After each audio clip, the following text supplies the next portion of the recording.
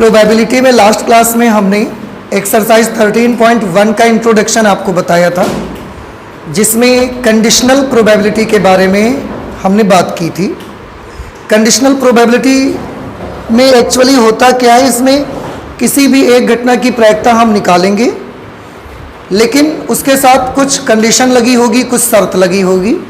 जैसे किसी भी घटना की प्रायिकता आप निकालेंगे तो आपको ये दे दिया जाएगा कि घटना ई की प्रायिकता बताइए अगर घटना एफ दी गई है। तो इंट्रोडक्शन कल किया था, अगर कुछ चीज़ें कंफ्यूजन में रह भी गई होंगी तो आज हम उन पर बेस्ड जो क्वेश्चन सॉल्व करेंगे वहाँ से सारी चीज़ें आपको क्लियर हो जाएंगी।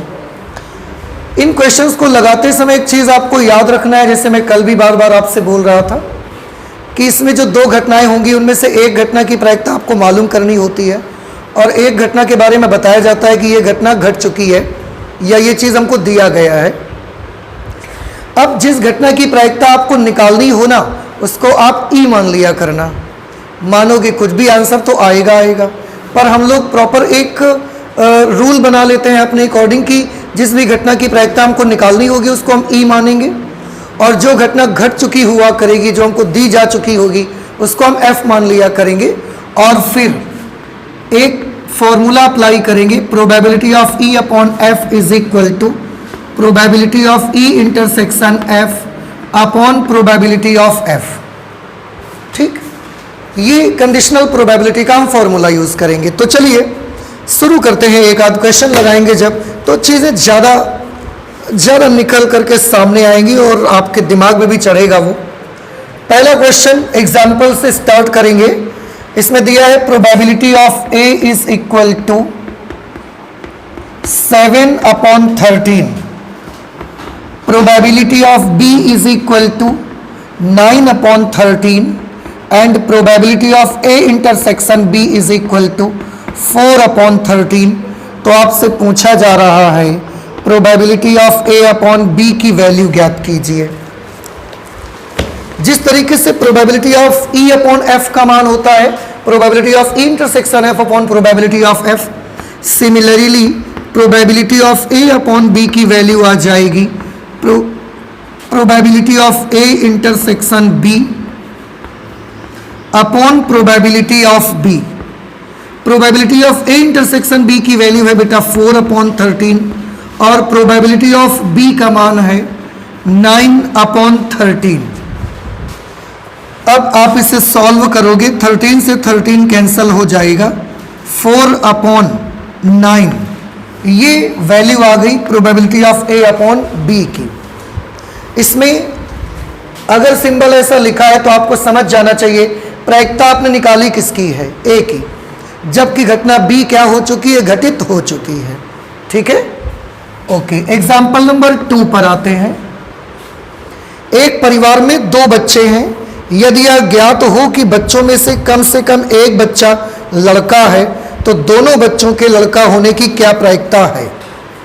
देखिए, जब उन्होंने ये बताया कि एक परिवार में 2 बच्चे हैं तो सैंपल स्पेस तो यहीं से डिसाइड हो जाएगा।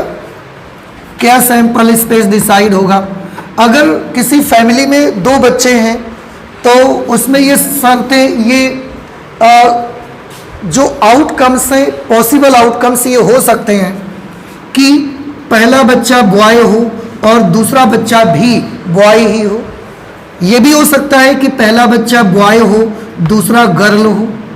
ये भी हो सकता है कि पहला बच्चा गर्ल हो दूसरा बॉय हो, और ये भी हो सकता है कि पहला और दूसरा दोनों ही बच्चे गर्ल हों। ये हो सकता है क्योंकि फैमिली में अगर 2 बच्चे हैं, so these are the possible outcomes, ये पॉसिबल आउटकम्स होंगे। आगे लिखा है यदि यह ज्ञात हो। अब देखो, सवाल मैं पढ़ रहा हूं, आप भी गौर से सुनिएगा, और अगर आपके सामने बुक है तो देखिए भी। यदि यह ज्ञात हो, ज्ञात है, कौन सी चीज ज्ञात है आपको? कि बच्चों में से कम एक बच्चा लड़का है, तो दोनों बच्चों के लड़का होने की क्या प्रायिकता है। क्वेश्चन फिर से मैं पढ़ रहा हूं, आप फिर से सुनिएगा। यदि यह ज्ञात हो कि बच्चों में से कम एक बच्चा लड़का है तो दोनों बच्चों के लड़का होने की क्या प्रायिकता है। प्रायिकता किस बात की पूछी जा रही है? प्रायिकता पूछी जा रही है दोनों बच्चों के लड़का होने की। और ज्ञात है मतलब दिया क्या है हमको कि कम से कम एक बच्चा क्या है, लड़का है। अब जिस घटना की प्रायिकता पूछी जाएगी उसको हम ई से लिखेंगे, और जिसके बारे में बताया जाएगा कि ये दिया जा चुका है, ये घटना घट चुकी है, उसको हम एफ से लिख लेंगे। ठीक है, तो माना घटना ई, घटना ई किसको माना जाए, जिसकी प्रायिकता पूछी गई है। तो किस चीज की प्रायिकता पूछी जा रही है, दोनों बच्चों के लड़का होने की क्या प्रायिकता है। तो माना घटना ई दोनों बच्चों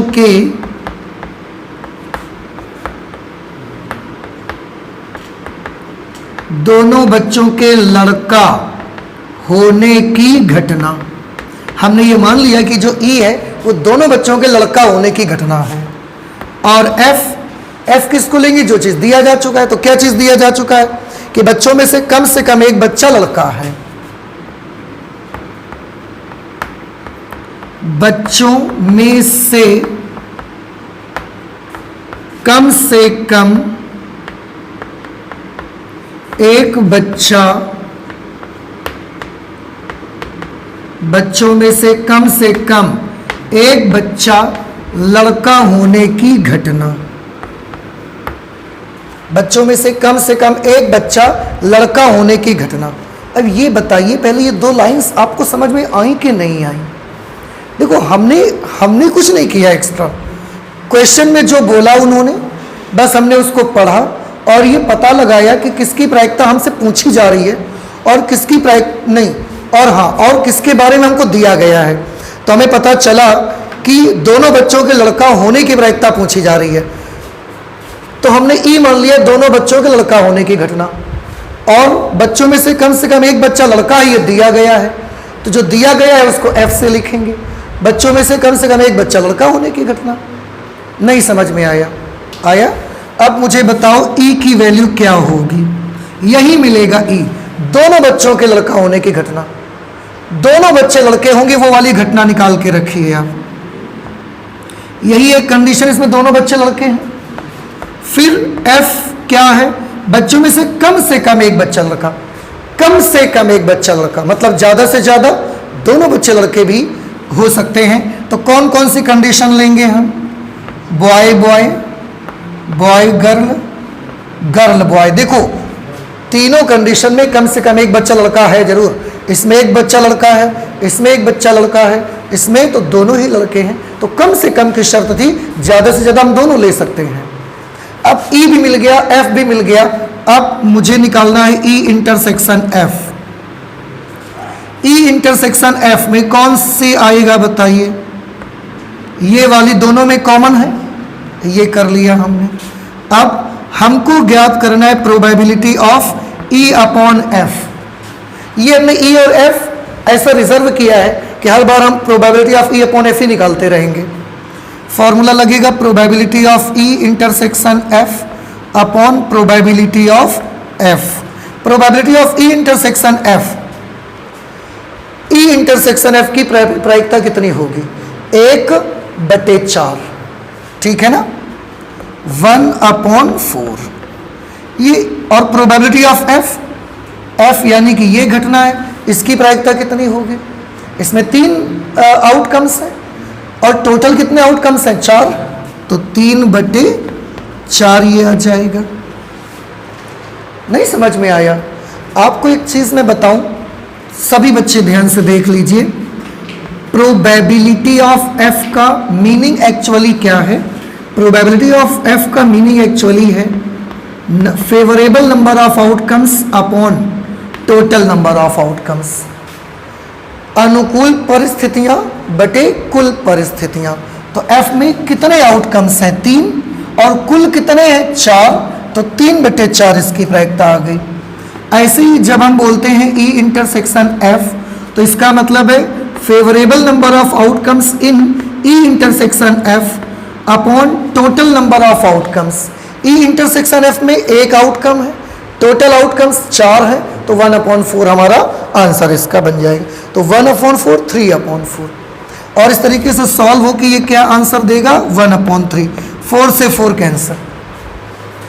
नहीं समझ में आया आपको, तो इस तरह से क्वेश्चन करने हैं। यहां से लेकर और आपकी जो भी एक्सरसाइज है 13.1 सारे क्वेश्चंस में यही एक तरीका लगना है। डिफिकल्ट नहीं है, थोड़ा सा, केवल मैंने पहले भी बोला था लॉजिक बेस्ड एक्सरसाइज होती है प्रोबेबिलिटी पर, तो थोड़ा सा तो आपको सोचना पड़ेगा, ध्यान देना पड़ेगा, आंसर बड़ी आसानी से आ जाया करेगा आपका। ठीक है, तो आप इसे नोट कर लीजिए और इसके बाद और बताते हैं आगे। ठीक है, नोट करिए जल्दी से। क्वेश्चन नंबर 3 में लिखा है बेटा, एक बक्से में 10 कार्ड 1 से 10 तक पूर्णांक लिखकर रखे गए हैं और उन्हें अच्छी तरह से मिला दिया गया है। एक बक्से में हमने क्या किया, 10 कार्ड हैं, हर कार्ड पर एक पूर्णांक लिखा है, 1 से 10 तक के सारे पूर्णांक लिखे गए हैं। इसका मतलब 10 कार्ड होंगे फिर तो ये यही से बन जाएगा हमारा सैंपल स्पेस। सैंपल स्पेस में क्या आएगा, 1 भी होगा, 2 3 4 5 6 7 8 9 10 तक लिखे हुए कार्ड है ना हमारे पास। तो 1 2 3 4 5 6 7 8 9 10 में कोई भी कार्ड निकल सकता है अगर आप निकालने जाएंगे तो। अब इस बक्से से एक कार्ड याद रक्षा निकाला गया, ठीक, अच्छी बात है। यदि यह ज्ञात हो कि निकाले गए कार्ड पर संख्या 3 से अधिक है तो इस संख्या के सम होने की प्रायिकता ज्ञात कीजिए। अब देखो क्वेश्चन हमने पढ़ा, आपने भी देखा कि आप बता सकते हैं। दो बातें बताई गई हैं, एक तो प्रायिकता पूछी गई है और एक कहा गया है कि ये दिया गया है, यानी कि वो घटना घटित हो चुकी है। अब यहां पर हम मानना चाहते हैं, माना घटना ई और एफ। ई कौन सी घटना को मानते हैं जिसकी प्रायिकता हमें पता लगानी होती है। तो सवाल को पढ़िए और बताइए कि प्रायिकता किसकी मालूम करनी है आपको। तो इस संख्या के सम होने की क्या प्रायिकता है, संख्या के सम होने की प्रायिकता पूछी जा रही है। तो संख्या का सम होना, इसको घटना ई मान लो। संख्या का सम होना, इसको घटना ई मान लो। और घटित क्या हो चुका है, दिया क्या गया है हमको। यदि यह ज्ञात हो कि निकाले गए कार्ड पर संख्या 3 से अधिक है, तो निकाले गए कार्ड पर संख्या 3 से अधिक होना, इसको एफ मान लीजिए।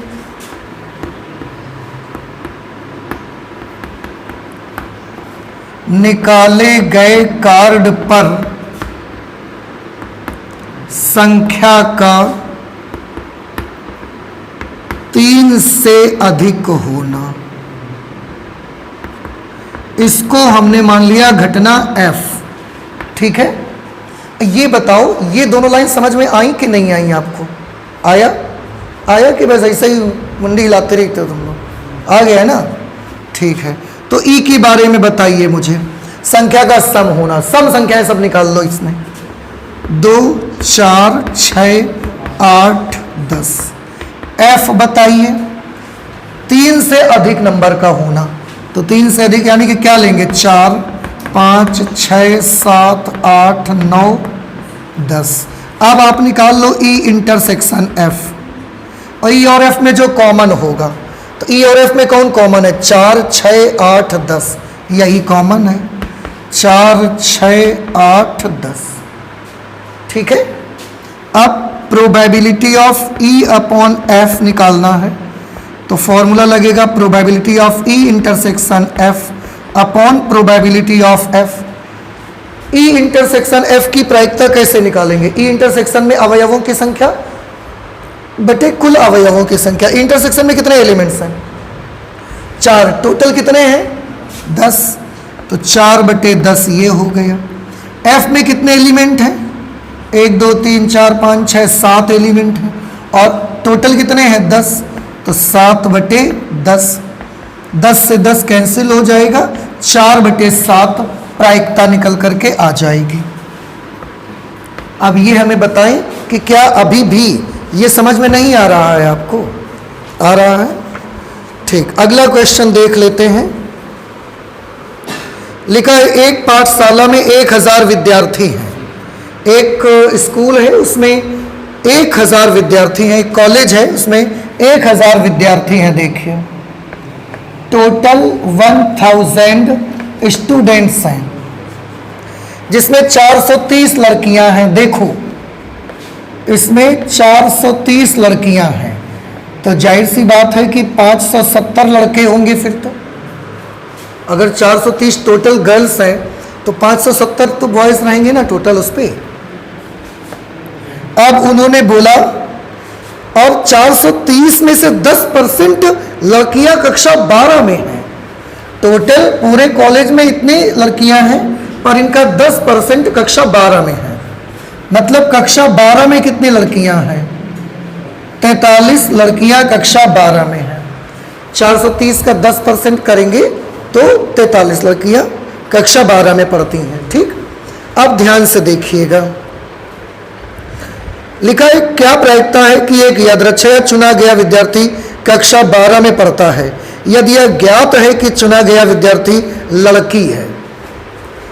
फिर से मुझे दो घटनाएं माननी हैं, ई और एफ। ई उसको मानेंगे जिसकी प्रायिकता मालूम करनी है और एफ वो माना जाएगा जिसको जो हमको दिया जा चुका है, जो घटना घटित हो चुकी है। आप फिर से प्लीज क्वेश्चन पढ़िए और बताइए मैं ई किसको मानूं, किसकी प्रायिकता पूछी जा रही है। लेकिन क्या प्रायिकता है कि एक यादृच्छिक चुना गया विद्यार्थी कक्षा 12 में पढ़ता है, तो घटना ई को मानेंगे। यहां पर लिखा है यादृच्छिक चुना गया विद्यार्थी कक्षा 12 में पढ़ता है। कक्षा 12 में पढ़ने वाले विद्यार्थी की कक्षा 12 में पढ़ने वाला विद्यार्थी, इसकी प्रायिकता हमको पता लगानी है। और यदि यह ज्ञात है कि चुना गया विद्यार्थी लड़की है, ज्ञात क्या है? चुना गया विद्यार्थी लड़की है, चुना गया विद्यार्थी लड़की है। ठीक है, अब थोड़ा ध्यान से देखिए, हमको निकालना है probability of E upon F. इसमें हम लिखेंगे probability of E intersection F upon probability of F. जरा गौर कीजिएगा इस क्वेश्चन में, क्योंकि इसमें ई और एफ ऐसा सेट जैसा नहीं बन पा रहा है। ऐसे ही आपको सोचना है बड़े आराम से। ई का क्या मतलब है कि कक्षा 12 में पढ़ने वाला स्टूडेंट है। एफ का मतलब है विद्यार्थी लड़की है। अब दोनों का अगर इंटरसेक्शन कर दोगे तो इंटरसेक्शन का मतलब है दोनों का कॉमन। दोनों का कॉमन क्या होगा? ई कहता है कि विद्यार्थी कक्षा 12 में है, एफ कहता है कि लड़की है। इसका मतलब है क्या हम इसको बोल सकते हैं कि ये कक्षा 12 में पढ़ने वाली लड़की को प्रदर्शित करता है? ध्यान से सोचो, ई क्या दिखाता है? कक्षा 12 का स्टूडेंट है। एफ क्या दिखाता है? लड़की है। तो ई इंटरसेक्शन एफ का मतलब ये नहीं हुआ कि कक्षा 12 में पढ़ने वाली लड़की है। अब देखो ना, ई का मतलब कक्षा 12 का स्टूडेंट, एफ का मतलब लड़की, तो कक्षा 12 की लड़की नहीं हो गया ये? सोचो ना थोड़ा सा। ठीक है, तो कक्षा 12 की लड़की की प्रायिकता ऊपर चाहिए। कक्षा 12 में कितनी लड़कियां हैं? कक्षा 12 में 43 लड़कियां हैं टोटल। समझ में आया? इनकी प्रायिकता क्या होगी? 43/1000 बटे एफ क्या चीज है? विद्यार्थी लड़की है। कितनी विद्यार्थी हैं जो लड़कियां हैं? 430 विद्यार्थी हैं जो लड़कियां हैं। तो इसकी प्रायिकता कितनी होगी? 430/1000। 1000 से 1000 कैंसिल हो गया। 43/430, ये एक अंक पे दशमलव आ जाएगा, इसकी वैल्यू 0.1 आ जाएगी। ये हमारा जवाब हो जाएगा। अब आप ये बताएं कि क्या ये बात आपको समझ में आई? इंटरसेक्शन का मतलब है जैसे ई इंटरसेक्शन एफ करते हो तो ई के भी एलिमेंट और एफ दोनों के जो एलिमेंट कॉमन होंगे वो वाला लेंगे। यहां पर इसका मतलब है, ई का मतलब है कक्षा 12 में पढ़ने वाली विद्यार्थी है, एफ का मतलब है लड़की है, तो इसका मतलब हुआ कक्षा 12 में पढ़ने वाली लड़की। ये इसका मतलब हो गया। अब कक्षा 12 में पढ़ने वाली कितनी लड़कियां हैं? 43। तो 43/1000 इसकी प्रायिकता हुई। और एफ का मतलब है लड़कियों की, तो लड़की होने की प्रायिकता क्या है? 430/1000। ठीक है, ये हमारा इसका जवाब हो गया। समझ आ गया ना आपको? तो आप प्लीज इससे नोट कर लीजिए, इसके बाद हम और आगे एग्जाम्पल करते हैं। एग्जाम्पल नंबर 5, एक पासे को 3 बार उछालने के परीक्षण में घटना ए तथा बी को निम्न प्रकार से परिभाषित किया गया है। देखिए, सबसे पहले तो एक चीज ये देख लीजिए, एक पासे को जब आप 3 बार उछालोगे ना, एक बार उछालने पर 6 परिस्थितियां बनती है टोटल, 2 बार उछालने पर 6 गुणे 6 बनती है 36, 3 बार उछालने पर 6 गुणे 6 गुणे 6 बनेगी 216 टोटल आउटकम्स आएंगे। अब 216 आउटकम्स लिखना ये पॉसिबल नहीं है, इसलिए 216 आउटकम्स हम नहीं लिखेंगे टोटल। आपको यहां पर अब सोचना पड़ेगा थोड़ा सा कि कितनी बार पासा उछाला गया, 3 बार, टोटल कितने आउटकम्स आएंगे 216। तो number of elements in sample space are 216। ये समझ में आ गया कि अगर सैंपल स्पेस में आप गिनने जाओ तो टोटल कितने एलिमेंट मिल जाएंगे 216। अब उन्होंने बोला घटना ए और बी को निम्न प्रकार से परिभाषित किया गया है। घटना ए को परिभाषित किया है, तीसरी उछाल पर संख्या 4 का प्रकट होना। तीसरी उछाल पर संख्या 4 का प्रकट होना। बवाहू, देखो बेटा, जब आप पासे को उछालोगे तो तीसरी उछाल पर संख्या 4 ही आनी चाहिए। जैसे आपने ऐसे पासा उछाला 3 बार, तो 3 आउटकम्स एक बार में मिला करेंगे, और उसमें यह दिया तीसरी उछाल में 4 प्रकट होना, मतलब तीसरी उछाल में हमेशा क्या आना चाहिए, तीसरी उछाल में हमेशा 4 ही आना चाहिए। अब तीसरी उछाल में हमेशा 4 आना चाहिए, तो एक जगह का नंबर तो फिक्स कर दिया, 2 जगहों पर आप नंबर भर सकते हो। कैसे हो सकता है कि पहली और दूसरी बार में 1 1 आ गया हो सकता है पहली दूसरी बार में 1 2 आ गया पर तीसरी बार का नंबर कैसा रहेगा, फिक्स ही रहेगा, वो 4 ही आना चाहिए। हो सकता है 1 3 4 हो सकता है 1 4 4 हो सकता है 1 5 4 हो सकता है 1 6 4 हो। समझ में आया? ये भी हो सकता है कि 2 1 4 हो। देखो 1 1 4, लास्ट में 4 ही रहना चाहिए। ये भी हो सकता है कि 2 2 4 हो। ऐसा करते करते चले जाइए 2 3 4, 2 4 4, 2 6 4, तो लास्ट में ये आ जाएगा 2 6 4। यही हो सकता है 3 के साथ 3 1 4, 3 2 4 डॉट डॉट 3 3 4, 3 4 4, 3 5 4, 3 6 4 लास्ट में मिलेगा 3 6 4, पर लास्ट का डिजिट हमेशा 4 ही रहेगा। ऐसे ही आपको मिल सकता है 4 1 4, फिर 4 2 4, और आगे क्या मिलेंगे 4 3 4, 4 4 4, 4 5 4 और 4 6 4। ठीक है, ऐसे ही हो सकता है 5 1 4, 5 2 4, 5 3 4, 5 4 4, 5 5 4 और 5 6 4, ये हो सकता है। ऐसे हो सकता है 6 1 4, केवल आगे के 2 नंबर बदलेंगे बस, 6 2 4 और ये 6 6 4 तक हो सकता है। तो ये किस में आएगा, ये ए में आ जाएगा सब कुछ। इसके बाद घटना बी के बारे में भी दिया है। पहली उछाल पर संख्या 6 और दूसरी उछाल पर संख्या 5 प्रकट होना। पहली उछाल पर संख्या 6,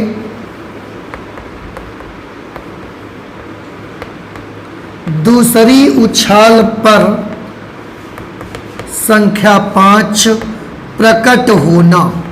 अब बेटा देखो, इन्होंने जैसे यहाँ 3 जगहें होती थी, 3 स्थान रहते थे, उसमें से पहली जगह पर 6 और दूसरी जगह पर क्या वो चाहते हैं 5।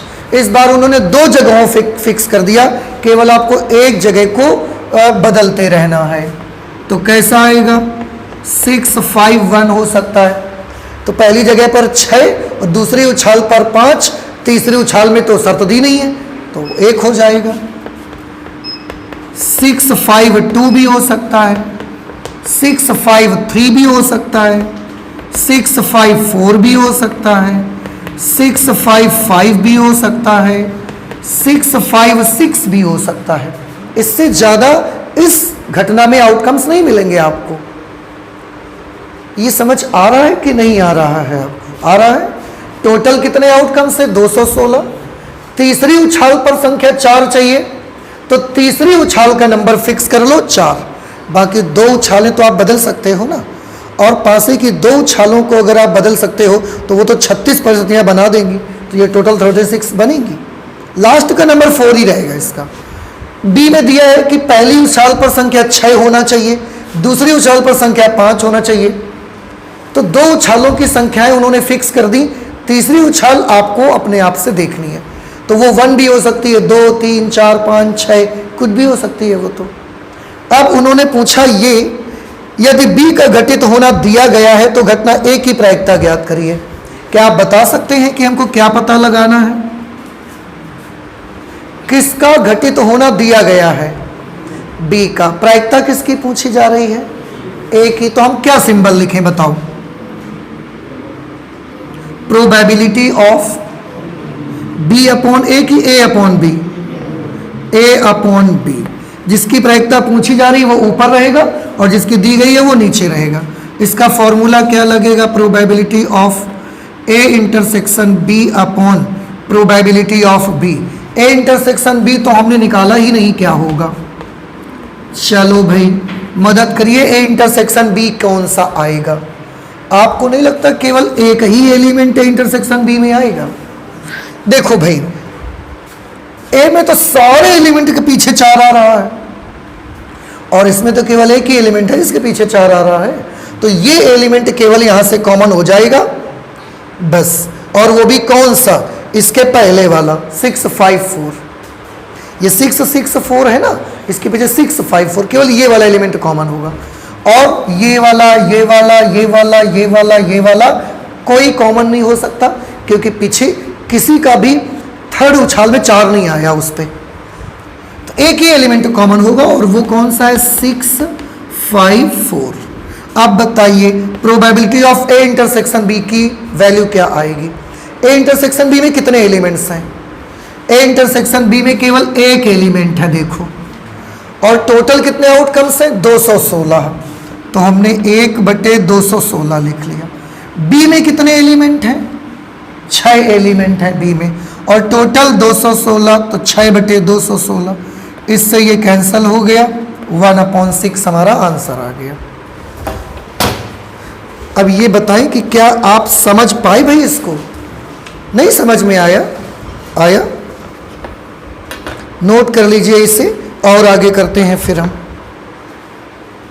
क्वेश्चन नंबर 6 में है बेटा, एक पासे को 2 बार उछाला गया। देखिए जब एक पासे को 2 बार उछाला जाएगा ना, तो उसके सैंपल स्पेस कितने बनेंगे आप जानते हैं? टोटल 36 बनेंगे सैंपल स्पेस में आउटकम्स। कैसे? 1, 1, 1, 2, ऐसा करते करते कहाँ तक? 1, 6, फिर 2, 1, 2, 2, ऐसे 2, 6 तक, फिर 3, 1, 3, 3, 3, 4, 3, 5, 3, 6 तक चले जाएंगे। ऐसे ही 4, 1, 4, 2, और यहाँ तक जाते जाते 4, 6 बन जाएगा ये। फिर 5, 1, 5, 2, 5, 3, 5, 4, 5, 5, 5, 6, यहाँ पर 6, 1, 6, 2, डॉट डॉट 6, 6। इतने टोटल आउटकम्स बनेंगे। बीच में बहुत सारे हैं, आप जानते हैं, मैंने लिखे नहीं हैं। अब इन्होंने बोला और प्रकट हुई संख्याओं का योग 6 पाया गया। संख्या 4 की न्यूनतम एक बार प्रकट होने की सप्रतिबंधित प्रायिकता ज्ञात करिए। अब देखो इनमें से एक घटना आपको दी गई है और एक घटना की प्रायिकता आपसे पूछी जा रही है। पढ़िए क्वेश्चन को और पता लगाने का प्रयास करिए कि क्या चीज़ आपको दिया गया है और किस चीज की प्रायिकता आपसे पूछी जा रही है? सबसे पहले बताओ किसकी प्रायिकता पूछी जा रही है? संख्या 4 के न्यूनतम एक बार प्रकट होने की सप्रतिबंधित प्रायिकता ज्ञात करिए। इसका मतलब हम ई किसको मानेंगे? जिसकी प्रायिकता पूछी जा रही है। तो संख्या 4 के न्यूनतम एक बार प्रकट होना, संख्या 4 का न्यूनतम एक बार प्रकट होना, इसको हमने मान लिया घटना ई, और जो दिया गया है उसको मानेंगे घटना एफ। दिया क्या गया है कि प्रकट हुई संख्याओं का योग 6 पाया गया, मतलब ये मिला था मुझे। तो प्रकट हुई संख्याओं का योग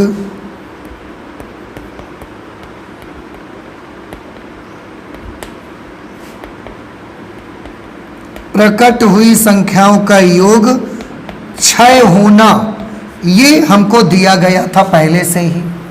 अब आप ही मुझे बताओ ई में कौन कौन आ सकता है? संख्या 4 का न्यूनतम एक बार प्रकट होना, कम से कम एक बार प्रकट होना, मतलब एक बार भी हो और 2 बार भी हो तो वो भी ले लीजिएगा। तो कौन कौन से आएंगे? एक तो ये वाले तो सारे आ जाएंगे, है ना? 4-1, 4-2, 4-3, 4-4, 4-6, ये तो सारे आ गए। और इधर देखो 1 वाली लाइन में देखोगे तो 1-4 एक जगह मिलेगा आपको, वो भी तो आ जाएगा इस पे। ऐसे ही 2-4, 3-4, 5-4, 6-4, ये देखो, ये जितनी भी घटनाएं हैं कम से कम एक बार तो 4 है इसमें। 4-4, 4-6, 4-5 नहीं लिखा हमने, ओके 4-5 भी आएगा भाई। देखो ये जितनी घटनाएं सब में कम से कम एक बार 4 आ गया, न्यूनतम एक बार 4 का प्रकट होना। अब एफ क्या होगी घटना? एफ होगी प्रकट हुई संख्याओं का योग 6 होना। अब यहां से वो संख्याएं उठाइए जिनका योग 6 हो। तो देखो सबसे पहली आपको मिलेगी 1-5,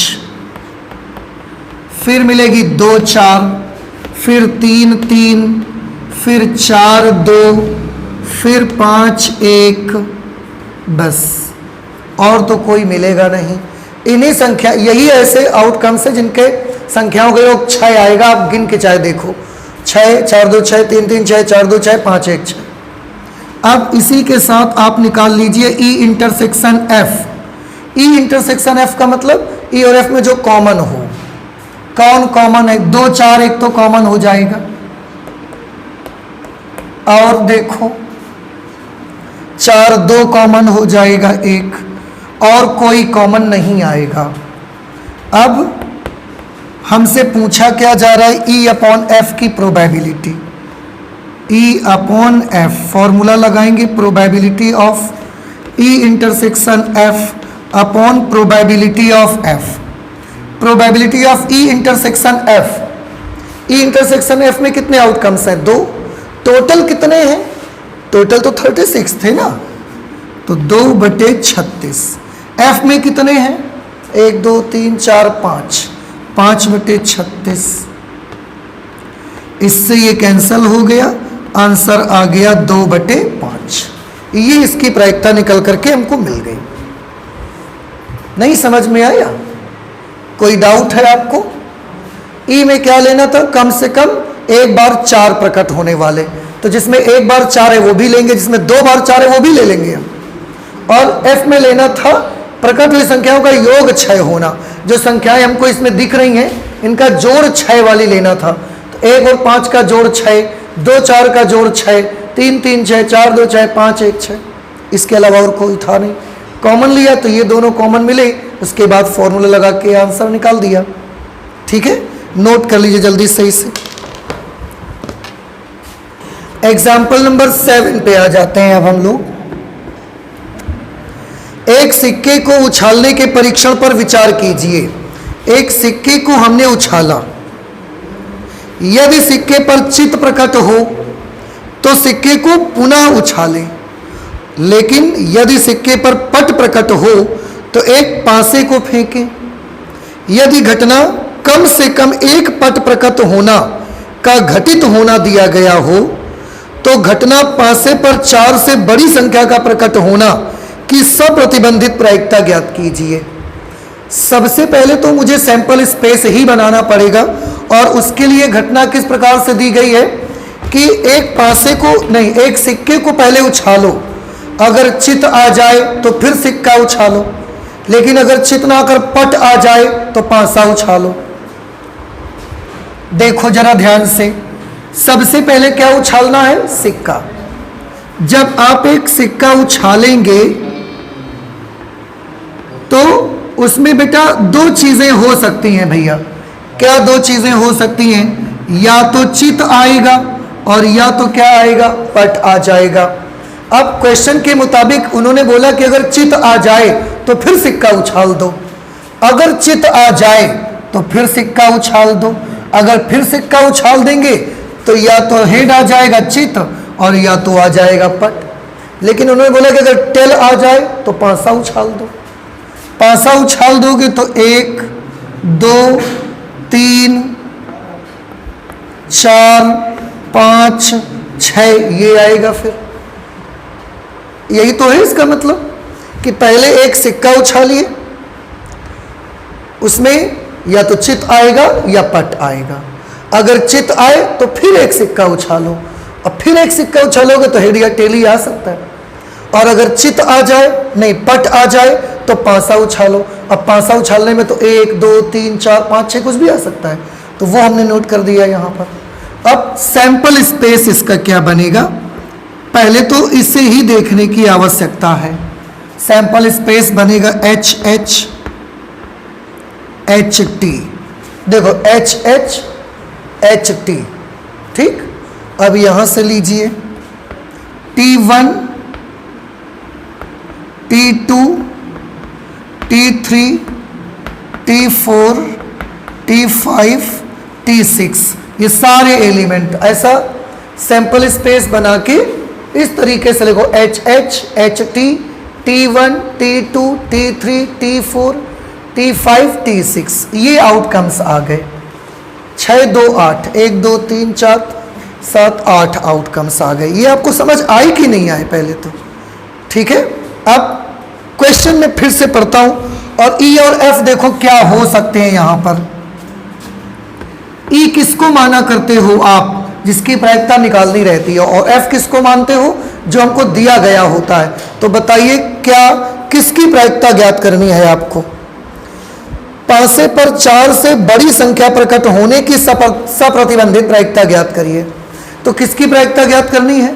पासे पर 4 से बड़ी संख्या प्रकट होना। पासे पर 4 से बड़ी संख्या प्रकट होना, ठीक है। अच्छा, ज्ञात क्या है हमको? पहले से दिया क्या गया है? यदि घटना कम से कम एक पट प्रकट होना का घटित होना दिया गया है। किस घटना का घटित होना दिया गया है बताइए? कम से कम एक पट प्रकट होना। तो कम से कम एक पट प्रकट होना ये हमको दिया गया है। अब इन्हीं में से निकाल के मुझे ई की वैल्यू बताइए क्या होगी। 4 से बड़ी संख्या का प्रकट होना, पासे पर 4 से बड़ी संख्या प्रकट होना। ध्यान से देखिए, क्या हम ये ले सकते हैं? क्योंकि इसमें तो पासा ही नहीं फेंका गया है तो ये ले ही नहीं सकते हैं। इनमें से कोई आएगा वो भी 4 से बड़ी संख्या का प्रकट होना, तो बस ये आ सकता है, या तो T5 आएगा या T6। F के बारे में बताइए। कम से कम एक पट प्रकट होना, कम से कम एक बार टेल का आना। एक बार टेल इसमें भी आया है, देखो तो HT ले सकते हैं और ये वाले तो सब ले सकते हैं। T1 T2 T3 T4 T5 T6 इसमें भी एक बार टेल है और बाकी इनमें तो सब में एक बार टेल है ही। फिलहाल ऐसी कोई घटना नहीं है जिसमें दोनों बार टेल हो, इसलिए न रहने दीजिए आप। अब हम ई इंटरसेक्शन एफ निकाल लेंगे। बताओ ई और एफ में कौन कौन कॉमन है? T5 और T6 ये कॉमन है, ठीक है ना। अब मुझे क्या पता लगाना है? अगर आपको E अपॉन एफ की प्रोबेबिलिटी चाहिए तो आपको चाहिए probability of E intersection F upon probability of F. आज सबसे पहले मैं निकाल लूंगा पहले ही probability of E intersection F. ध्यान से देखिए, जो पिछली क्लास में इंट्रोडक्शन में एक रूल बताया गया था प्रोबेबिलिटी को ज्ञात करने का एक तरीका, वो आज यूज करेंगे हम यहां पर। देखो probability of E intersection F T5 T6 क्या बताया गया था इस पे आपको? Probability of T into probability of 5 plus probability of T into probability of 6। आप चाहें तो ऐसे लिख सकते हैं probability of T, 5 plus comma के लिए क्या 5 और प्रोबेबिलिटी ऑफ T, 6। ये याद आ रहा है? कुछ कल मैंने बताई ये चीज आपको। अब कैसे करना है? T की प्रोबेबिलिटी लिखो गुणे 5 की प्रोबेबिलिटी लिखो। अब गौर से बताइए टेल की प्रोबेबिलिटी क्या होती है? सिक्के पर टेल के आने की क्या प्रायिकता रहती है? 1/2 इंटू ये 5 सिक्के पर नहीं होता, ये पासे पर होता है, तो पासे पर 5 आने की प्रायिकता कितनी होती है? 1/6 प्लस पासे पर नहीं सॉरी सिक्के पर टेल आने की प्रायिकता 1/2, पासे पर 6 आने की प्रायिकता 1/6, 1/12 प्लस 1/12 2/12 मतलब 1/6। ये इसकी प्रोबेबिलिटी निकल करके आ गई। देखिए सबसे बेस्ट मेथड है, देखो जरूरत पड़ने लगी अभी आपको।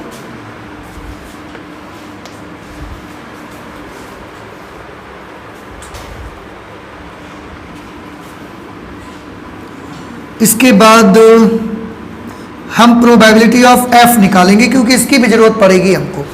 एफ में बेटा इतने सारे एलिमेंट हैं, इन सब के लिए कैसे निकालोगे आप?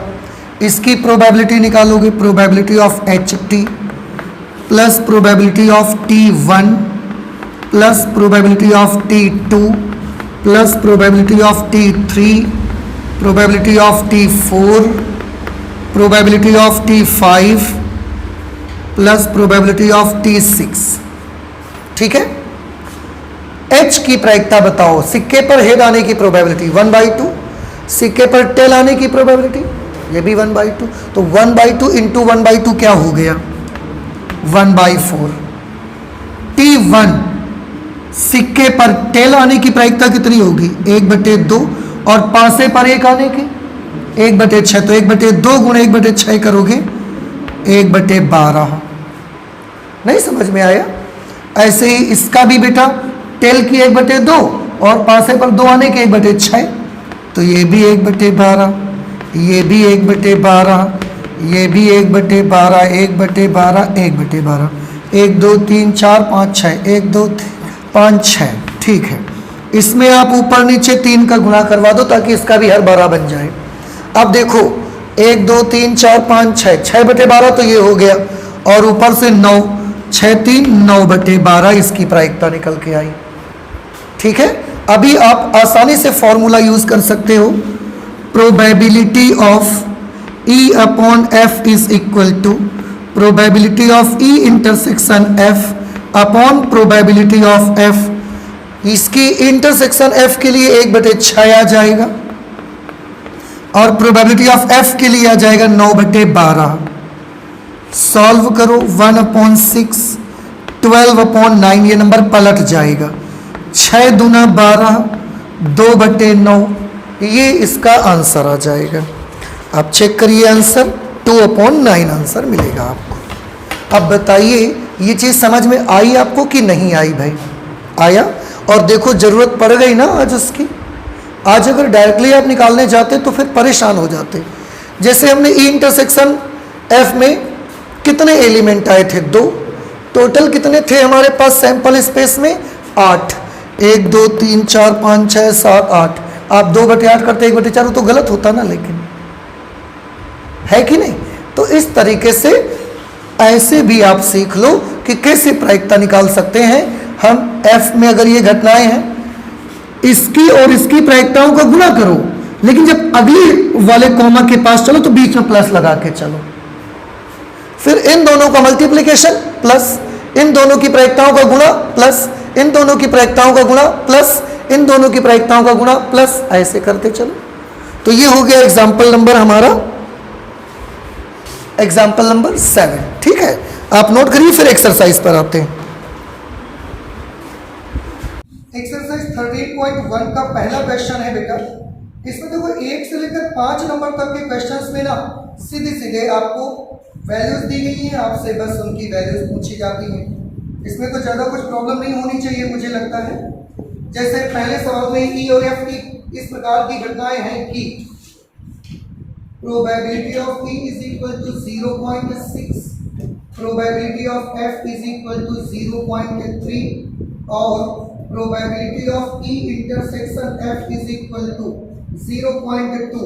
तो आपको पता लगाना है probability of E upon F और probability of F upon E. क्या लगता है आपको, आप कर नहीं पाएंगे इसको? देखो probability of E probability of E upon F की वैल्यू क्या होगी? Probability of E intersection F upon probability of F. Probability of E intersection F की वैल्यू क्या है? 0.2 और एफ की प्रोबेबिलिटी क्या है? 0.3। कितना आंसर आ गया? 2/3। इसी तरह से प्रोबेबिलिटी ऑफ एफ अपॉन ई पूछा जा रहा है, तो probability of F intersection E upon probability of E. Probability of F intersection E यही वैल्यू आएगी उसकी भी 0.2। क्वेश्चन नंबर 2 देखिए, probability of A upon B याद करिए। आपको probability of A upon B की वैल्यू ज्ञात करनी है और प्रोबेबिलिटी ऑफ बी की वैल्यू है 0.5। Probability of A intersection B की वैल्यू है 0.32।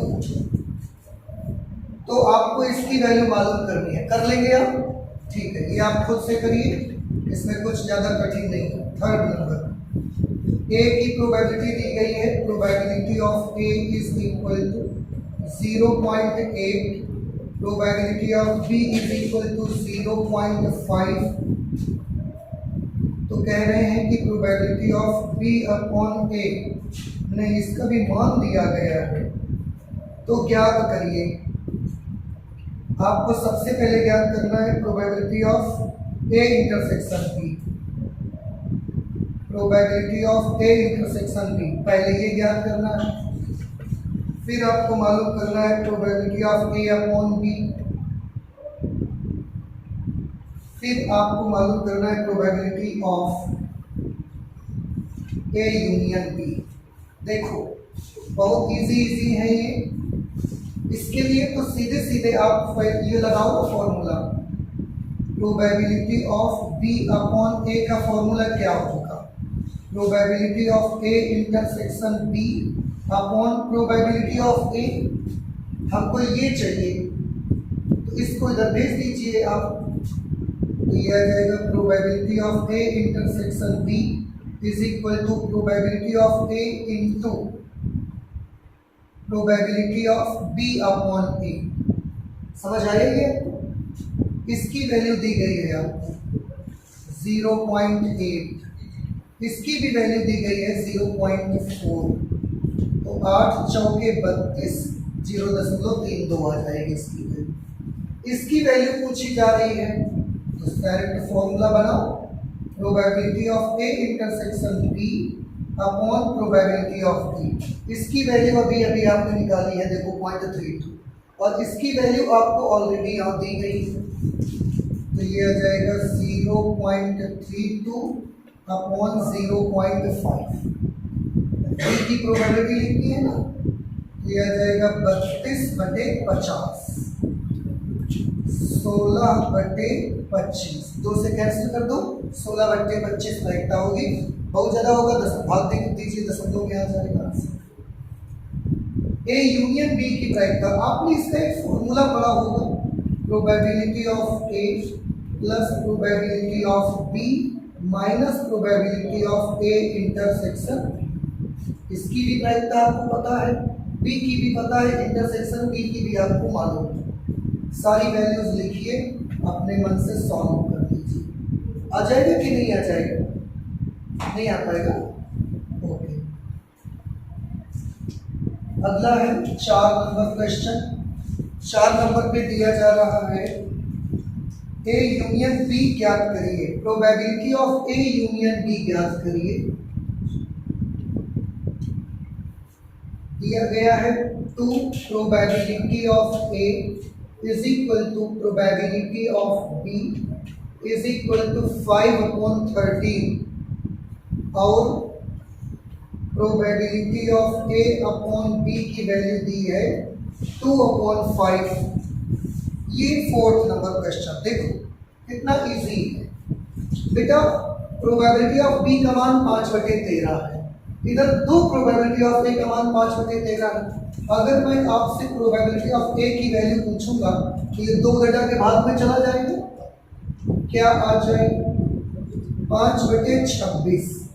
तो देखो प्रोबेबिलिटी ऑफ ए का मान 5/26, प्रोबेबिलिटी ऑफ बी की value 5/13, probability of A upon B की वैल्यू 2/5 और आपको ए यूनियन बी की प्रोबेबिलिटी निकालनी है। बड़ा इजी है। सबसे पहले इसका फॉर्मूला आप यूज करिए, probability of A intersection B upon probability of B is equal to 2/5। इसकी वैल्यू हम निकालना चाहते हैं तो probability of A intersection B, probability of B की वैल्यू है 5/13 इज इक्वल टू, ये क्या है 2/5। तो probability of A intersection B कितना आ जाएगा? ये जाके मल्टीप्लाई हो जाएगा 2/5 इंटू 5/13, ये गुणा में चला गया ना, 5 से 5 cancel. Probability of A intersection B is equal to 2/13। ये इंटरसेक्शन बी की प्रोबेबिलिटी आ गई। अब आपको probability of A union B चाहिए, तो probability of A union B is equal to probability of A plus probability of B minus probability of A intersection B. आपको A की प्रोबेबिलिटी भी मालूम है, बी की भी मालूम है, इंटरसेक्शन की भी अब तो पता हो गई है। आप वैल्यू लिखिए और ये भी आप खुद से करेंगे। थोड़े बहुत कैलकुलेशन आप भी करते रहिए भाई, इजी है इसलिए हम उसको खुद छोड़ दे रहे हैं।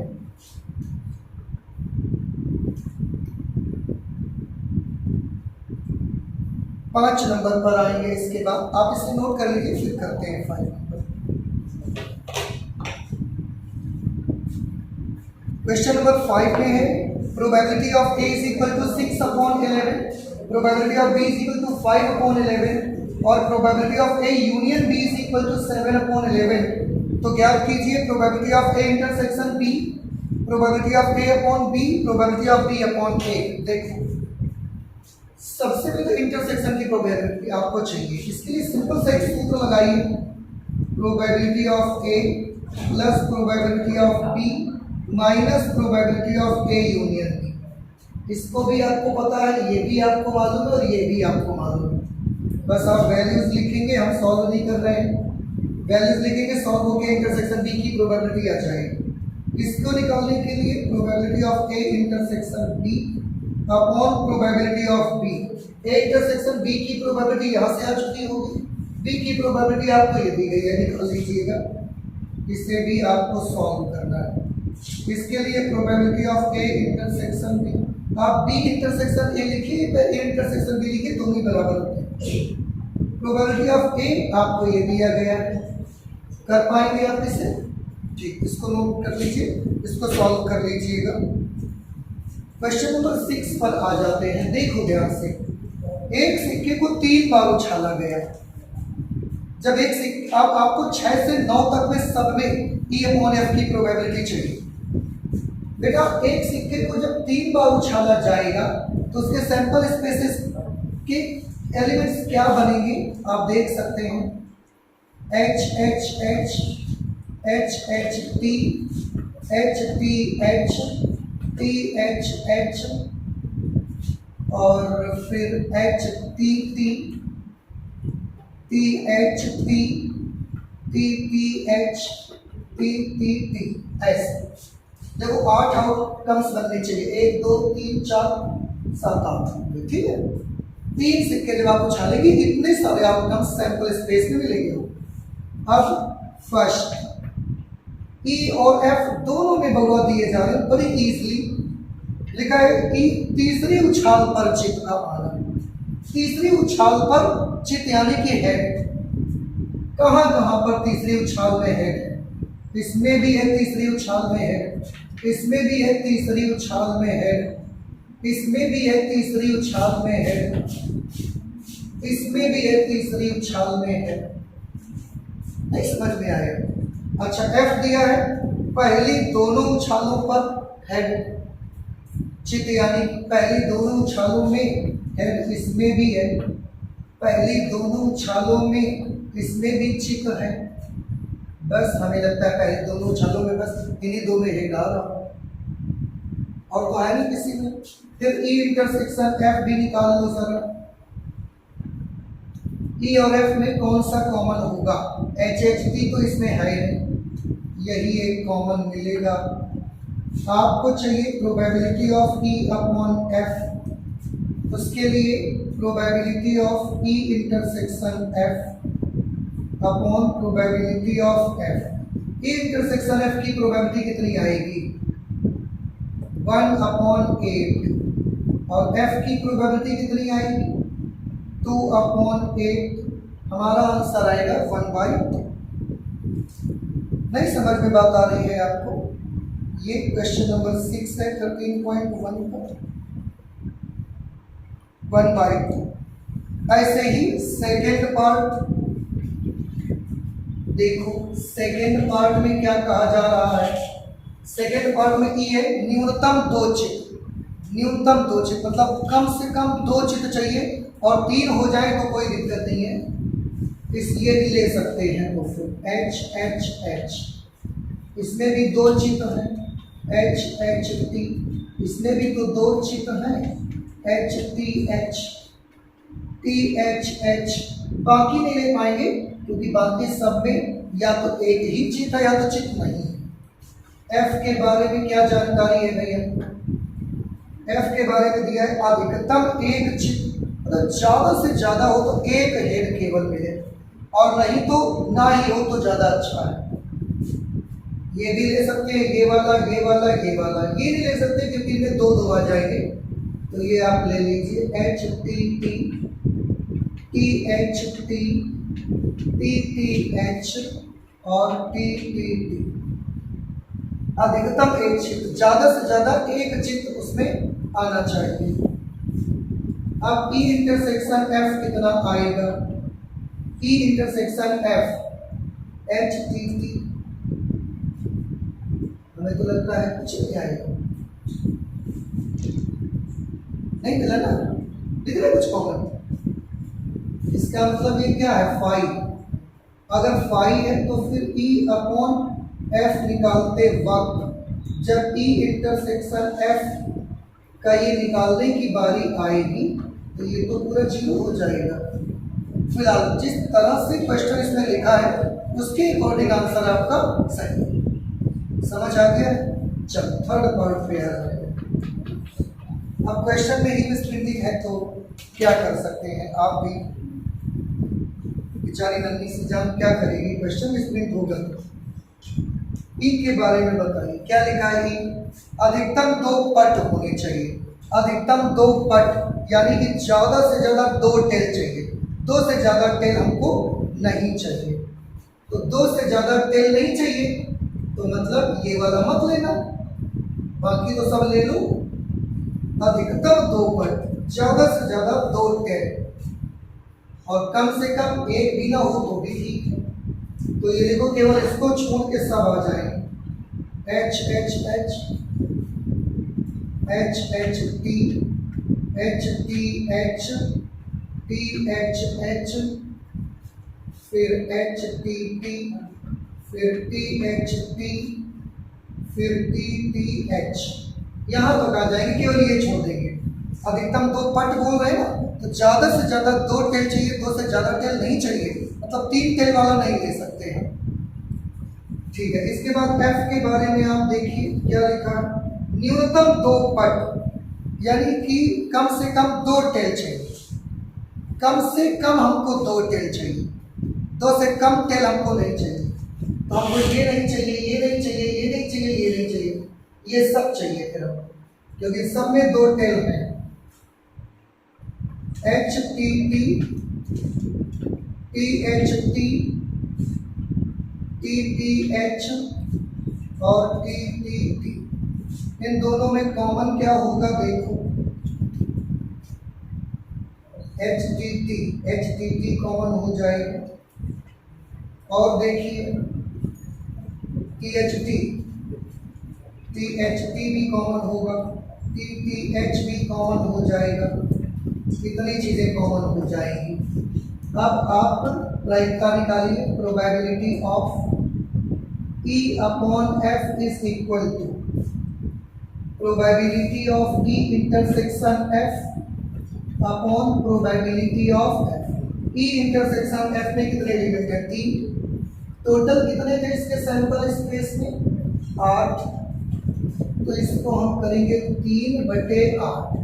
F के लिए क्या है, 1 2 3 4, 4/8, 8 से 8 कैंसल, 3/4 की प्रायिकता आ जाएगी।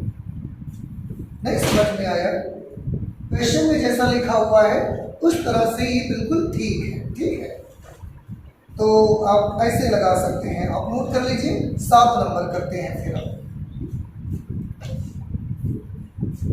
क्वेश्चन नंबर 7 में है, 2 सिक्कों को एक बार उछाला गया, 2 सिक्के एक बार उछाले गए। अगर 2 सिक्कों को एक बार उछाला गया है तो सैंपल स्पेस क्या आएगा, H H, H T, T H, T लिखा हुआ है। ई के बारे में देखो बोला, फर्स्ट पार्ट है, ई के बारे में क्या कहा गया है, एक सिक्के पर पट प्रकट होता है। 2 सिक्के उछाले गए हैं, एक सिक्के पर पट प्रकट होता है, यानी कि आप एच टी ले सकते हैं, आप टी एच ले सकते हैं। और इसमें तो दोनों पर पट प्रकट हुआ है, तो ये तो हम लेंगे नहीं, क्योंकि उन्होंने बोला एक सिक्के पर पट प्रकट होता है। एफ के बारे में क्या है, एक सिक्के पर चित्त प्रकट होता है, एक सिक्के पर चित्त प्रकट होता है, तो एच टी और टी एच, इसमें भी एक चित्त है, इसमें भी एक चित्त है। अब ई इंटरसेक्शन एफ करेंगे तो क्या हो जाएगा, ये तो दोनों ही कॉमन हो जाएंगे। ठीक है, अब हमको probability of E upon F चाहिए, तो probability of E intersection F upon probability of F. E intersection F में कितने एलिमेंट हैं, 2, टोटल कितने थे, 4। एफ में कितने हैं, 2, टोटल कितने थे, 4। तो ये तो आंसर ही करना चाहिए इसका। 13.1 क्वेश्चन नंबर 7(1). वो एक बार मिस प्रिंटिंग आ जाती है ना, फिर डाउट बना रहता है लगातार। चलिए इसका सेकेंड पार्ट करते हैं। 7वें नंबर का लिखा हुआ है, कोई पट प्रकट नहीं होता। अब की एक ऐसी घटना जिसमें कोई पट प्रकट नहीं होगा, तो बताओ कौन सा लिया जाए। कोई पट नहीं दिखे, मतलब टेल नहीं होना चाहिए उसमें, तो यही वाला ले सकते हैं हम, ये वाला। एफ के लिए क्या दिया गया है, कोई चित्त प्रकट नहीं होता, मतलब कोई हेड नहीं है उसमें, तो ये है जिसमें कोई हेड नहीं है। अब ई इंटरसेक्शन एफ निकाल लो, ई इंटरसेक्शन एफ फाई आ जाएगा, क्योंकि कुछ भी कॉमन नहीं है इसमें। और हमको निकालना है probability of E upon F, तो probability of E intersection F upon probability of F. E intersection F phi है, असंभव घटना है, और असंभव घटना की प्रायिकता क्या होती है, 0। अब एफ की बहुआ कुछ भी होगी, आंसर तो 0 ही आएगा, कुछ भी होगा एफ का मान, इसकी वैल्यू 0 आ जाएगी। ठीक है, 8 नंबर क्वेश्चन पर आ जाइए। एक पासे को 3 बार उछाला गया, ठीक है, एक पासे को 3 बार उछाला गया है, आउटकम्स लिखना तो मुश्किल है भाई। 216 टोटल इसके आउटकम्स मिलने वाले हैं ना, तो टोटल आपको तो लिखना बड़ा असंभव सा है। 216 मतलब बड़ा मुश्किल है। असंभव क्या, आप लिखने बैठोगे 2-4 घंटे में लिख ही जाए, पर मुश्किल सा है। इसलिए हम केवल उसमें कितना आउटकम्स आएंगे वो नोट कर लेते हैं। एक पासे को 3 बार उछाला गया है। ई, तीसरी उछाल पर संख्या 4 का प्रकट होना। ई घटना जो है वो तीसरी उछाल पर संख्या 4 का प्रकट होना। एक सवाल ऐसा लगाया था जिसमें तीसरी उछाल पर 4 प्रकट हो रहा था। ये था एग्जाम्पल नंबर 5, ठीक है। कितने बने थे तीसरी उछाल में जिसमें 4 आ रहा था, कितने आउटकम्स आए थे उसके? 36 बने थे। 114, 124 ऐसा 164 तक ऐसे पूरे 36 बने थे। यहाँ मैंने बनाया तो मुझे याद है यहाँ से। और फिर और क्या दिया है, तो इसके कौन कौन से बनेंगे? 114 ऐसा। सबसे लास्ट में कौन बनेगा? सबसे लास्ट में बनेगा 664। पर 36 परिस्थितियां होंगी इसकी जाकर। अगला लिखा हुआ एफ के बारे में उन्होंने लिखा है, पहली 2 उछालों पर क्रमशः 6 तथा 5 प्रकट हो। अरे यार पूरा सवाल ही गई है। इसमें कितने बने थे? इसमें 6 आए थे केवल, तो 6, 5, 1, फिर 6, 5, 2 डॉट डॉट और सबसे लास्ट में 6, 5, 6। ये ऐसा, ये टोटल 216 था, इसमें 36 थे, इसमें 6। ठीक, अब हमको तो ई अपॉन एफ चाहिए। ई इंटरसेक्शन एफ क्या होगा बताओ? ई इंटरसेक्शन एफ में केवल एक लौता एलिमेंट आएगा और वो होगा 6, 5, 4। याद आए ना आपको?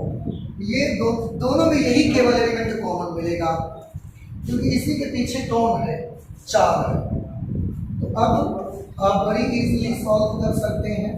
Probability of E upon F is equal to probability of E intersection F upon probability of F. E intersection F में एक एलिमेंट है 1/216 और एफ में कितने एलिमेंट है? 6, तो ये 6/216। ये वही सवाल ही है क्या? क्वेश्चन ही वही है। चलिए कोई बात नहीं, फिर ठीक है, 1/6 इसका आंसर आ जाएगा। ये हमारा क्वेश्चन नंबर 8 हुआ। इसके बाद क्वेश्चन नंबर 9 पर आ जाते हैं। देखिए क्वेश्चन नंबर 9 में क्या लिखा है? एक पारिवारिक चित्र में माता पिता व पुत्र यादृच्छया खड़े। माता पिता और पुत्र 3 लोग हैं, फादर, मदर और सन। ये 3 लोग उसमें हैं। अब इसमें से करना ये है कि 3 लोग अगर खड़े हैं तो उनका जो क्रम हो सकता है, वो क्रम थोड़ा सा इधर उधर हो सकता है। जैसे कैसे क्रम हो सकता है उनका? MFS हो सकता है, मदर फादर सन। ऐसा भी हो सकता है मदर सन फादर। ऐसा भी हो सकता है फादर सन और मदर हो। ऐसा भी हो सकता है कि फादर मदर और सन हो। ऐसा भी हो सकता है कि सन हो, मदर हो और फादर हो। ऐसा भी हो सकता है कि सन हो, फादर हो और मदर हो। 1 2 3 4 5 6 और तो कुछ बनेगा नहीं मेरे ख्याल से। ठीक है, ये टोटल सैंपल स्पेस बनेगा। अच्छा, आगे लिखा है कि पुत्र एक सिरे पर खड़ा है। जो घटना ई है उसमें पुत्र एक सिरे पर खड़ा है। पुत्र एक सिरे पर इसमें भी खड़ा है और पुत्र एक सिरे पर इसमें भी खड़ा है। SMF। घटना F के बारे में क्या बताया जा रहा है? पुत्र एक सिरे पर है ना, यहाँ पर भी एक सिरे पर है। SFM MFS, SMF, SFF, ठीक है। FMS में भी एक सिरे पर है, सही। FMS में भी एक सिरे पर है, केवल इसमें एक सिरे पर नहीं, इसमें भी एक सिरे पर है, इसमें भी एक सिरे पर, इसमें भी एक सिरे पर, इसमें भी एक सिरे पर है। मतलब इसमें सन इस सिरे पर है, इसमें इस सिरे पर, इसमें इस पर, इसमें इस पर। एक सिरे पर कहीं खड़ा है, चाहे इधर हो या उधर। F पिता मध्य में खड़े हैं, पिता मध्य में है, जो F हो वो मध्य में होना चाहिए। इसमें है MFS, SFM। आपको पता लगाना है probability of E upon F। तो probability of E intersection F upon probability of F, E intersection F। पहले हमको E इंटरसेक्शन F निकाल लेना चाहिए था। बताइए E इंटरसेक्शन F का क्या होगा? MFS, SFM, SFM नहीं है। बताइए इंटरसेक्शन में कितने एलिमेंट मिले? 2। टोटल कितने हैं? 6। तो प्रायिकताई 2/6। F में कितने हैं? 2। अरे ये तो एक आ गया आंसर इसका। क्वेश्चन नंबर 9, 13.1, क्वेश्चन नंबर 9, 1 आ जाएगा आंसर। समझ आया ना आपको कि जो माँ है, पिता है और लड़का उनका है, वो सब एक फोटो में खड़े हैं। तो इतने टोटल आउटकम्स हो सकते हैं, इतने तरीके से वो लोग खड़े होकर फोटो खिंचवा सकते हैं। उसमें से E और F जो घटनाएं दी गई उनको मैंने निकाल लिया, दोनों में कॉमन ले लिया और E अपॉन F निकल करके हमारा आंसर आ गया। इसके बाद क्वेश्चन नंबर 10 पर आते हैं, तो आप प्लीज इसे नोट कर लें, फिर 10 नंबर लगाएं। क्वेश्चन नंबर 10 है, एक काले और एक लाल पासे को उछाला गया है। आप एक काले पासे और एक लाल पासे को उछालोगे तो सैंपल स्पेस कितने मिलेंगे? देखो, काले पासे को 20 से लिखेंगे और लाल पासे को R से, तो ये हो सकता है B1 हो R1, मतलब काले में भी 1 आए ऊपर और लाल पासे पर भी 1 ऊपर आए, ऐसा हो सकता है। ऐसा भी हो सकता है कि B1 R2 आ जाए, B1 R3 आ जाए, B1 R4 आ जाए, B1 R5 आ जाए और B1 R6 आ जाए। समझ आ रहा है? ब्लैक पासे पर 1, रेड पासे पर 1, ब्लैक पासे पर 1 के साथ रेड का 2, ब्लैक के 1 के साथ रेड का 3, ब्लैक के 1 के साथ रेड का 4, ब्लैक के 1 के साथ रेड का 5 और ब्लैक के 1 के साथ रेड का 6 आ सकता है। ये भी हो सकता है कि ब्लैक के 2 के साथ रेड का 1, ब्लैक के 2 के साथ रेड का 2, black 2 red 3, black 2 red 4, black 2 red 5, black 2 red 6, black 3 red 1, black 3 red 2, red 3, black 3 red 4, black 3 red 5, black 3 red 6, black 4 red 1, black 4 red 2, black 4 red 3, black 4 red 5, 4 पहले, फिर black 4 red 5, black 4 red 6, black 5 red 1, B5 R2, B5 R3, B5 R4, B5 R5 और B5 R6, B6 R1, B6 R2, B6 R3, B6 R4, B6 R5, B6 R6।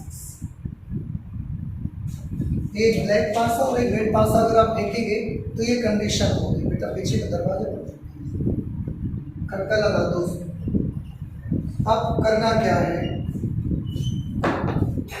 First part देखिए लिखा हुआ है, पांचों पर प्राप्त संख्याओं का योग 9 होने की सप्रतिबंधित प्रायिकता ज्ञात करिए। यदि यह ज्ञात हो कि काले पासे पर 5 प्रकट हुआ है, जिसकी प्रायिकता चाहिए उसको ई मानो और जिसकी जो दिया हुआ है उसको एफ मान लीजिए। देखो जरा ध्यान से, ई किसको माना जाएगा, प्रायिकता किसकी चाहिए बताओ, प्राप्त संख्याओं का योग 9 होने की घटना। ई क्या है, प्राप्त संख्याओं का योग 9 होने की घटना, ये ई ऑलरेडी दिया क्या गया, यदि यह ज्ञात हो कि काले पासे पर 5 प्रकट हुआ। ज्ञात क्या है उसको एफ से लिखेंगे, ज्ञात है काले पासे पर 5 का प्रकट होना। ठीक है, चलो अब ई के बारे में बताइए, ई में कौन कौन से एलिमेंट आप लिखेंगे। योग 9 होना, कहां कहां से योग 9 मिल पाएगा, 1 2 3 6 से शुरू होगा मिलना, यहां से, इसके पहले तो नहीं मिलेगा योग। तो ये लिखा जाएगा B3R6, फिर B4R5, 6 3 9 4 5 9, B5R4, B6R3, बस देख लो भाई कितने से 9 मिलेगा ना। चलो एफ कर, काले पासे पर 5 का प्रकट होना, यहाँ सब जगह काले पासे पर 5 प्रकट हुआ। B5R1, B5R2, B5R3, B5R4, B5R5, B5R6। अब ई इंटरसेक्शन एफ निकालो भाई, ई इंटरसेक्शन एफ, यही एक कॉमन मिलेगा।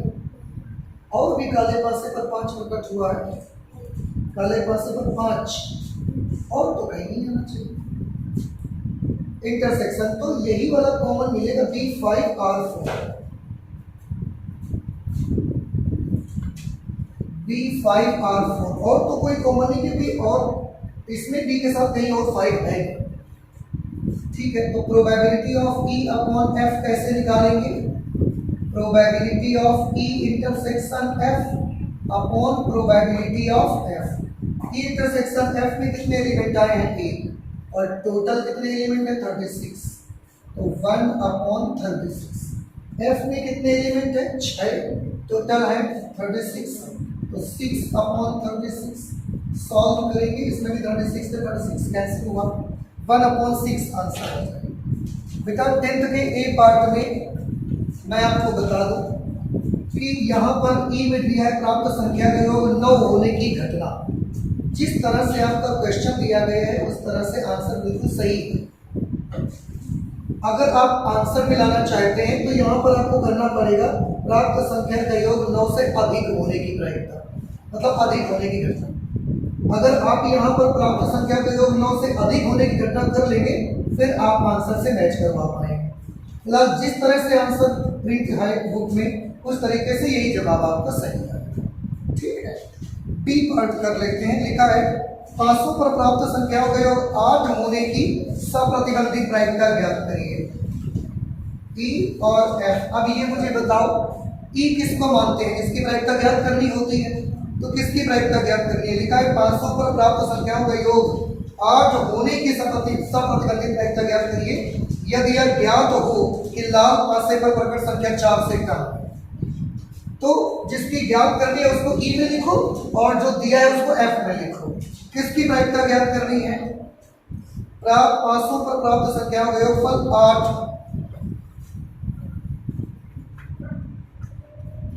500 पर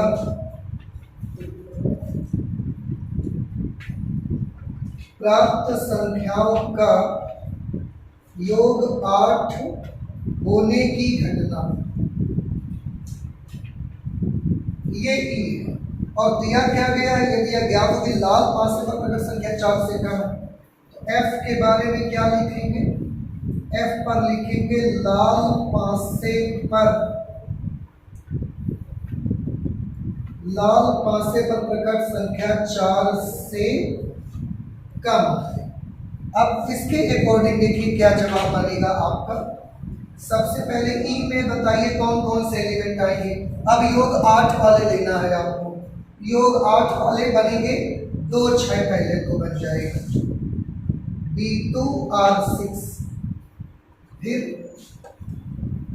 B3R5 बन जाएगा, क्योंकि इनका भी तो जोड़ 8 आएगा B3R5। फिर B4R4 में आएगा योग 8, फिर B5R3 में भी आएगा जोड़ 8, B6R2 में भी तो जोड़ 8 आएगा। तो योग 8 आने के लिए कितने सारे कंडीशन ले सकते हैं, 2 6 8, 3 5 8, 4 4 8, 5 3 8, 6 2 8, और तो कहीं से योग 8 नहीं मिलेगा आपको। एफ के लिए बताइए, लाल पासे पर प्रकट संख्या 4 से कम, लाल पासे पर संख्या 4 से कम होनी चाहिए। तो लाल पासे पर संख्या 4 से कम, यहां तक के जितने हैं सभी आ जाएंगे इसमें। तो भाई इसी के बाद तो लाल पासे पर 4 या 4 से बड़ी संख्या आई है, तो इसके करके जितने नंबर हैं सब इसी पर आ जाएंगे। B1R1, B2R2, B1R3, इसको इधर लिखते हैं। F लाल पासे पर संख्या 4 से कम होगा, देखो सब में लाल पासे पर संख्या 4 से कम होगी। लिखो भाई B1R1, B1R2, B1R3, B2R1, B2R2, B2R3, B3R1, B3R2, B3R3, B4R1, B4R2, B4R3, B5R1, B5R2, B5R3, B6R1, B6R2, B6R3। इतने लिखने पड़ेंगे आपको। कितने बनेंगे, 3 4 18 एलिमेंट बनने चाहिए। 1 2 3 4 5 6 7 10 11 12 13 14 15 16 17 18। ठीक है, अब ई इंटरसेक्शन एफ निकालो। ई इंटरसेक्शन एफ में कॉमन कौन सा आएगा, देखो कॉमन तो भाई वही आएगा जिन दो पासों का योग 8 मिलेगा, वही कॉमन आएगा। B2R6, B2 देखो यार B2R6 कॉमन हो नहीं सकता, क्योंकि R में तो 4 से कम लिया गया है। ये भी नहीं कॉमन आएगा, ये भी नहीं आएगा, ये दोनों कॉमन आ जाएंगे। B5R3 और B6R2 वही कॉमन आएंगे जिनमें दोनों पासों का योग 8 भी हो और रेड पासे पर 4 से कम नंबर भी हो। तो रेड पासे पर 4 से कम इन दो में है और योग इनका 2 का 8 वही आ जाएगा। अब probability of E upon F निकालना है आपको, तो कैसे निकालेंगे, probability of E intersection F upon probability of F। E intersection F में कितने एलिमेंट हैं, 2, तो 2/36, और प्रोबेबिलिटी ऑफ F में कितने एलिमेंट थे, 18/36। इससे कैंसिल, 2/18 मतलब 1/9। इसका चेक करो आंसर में।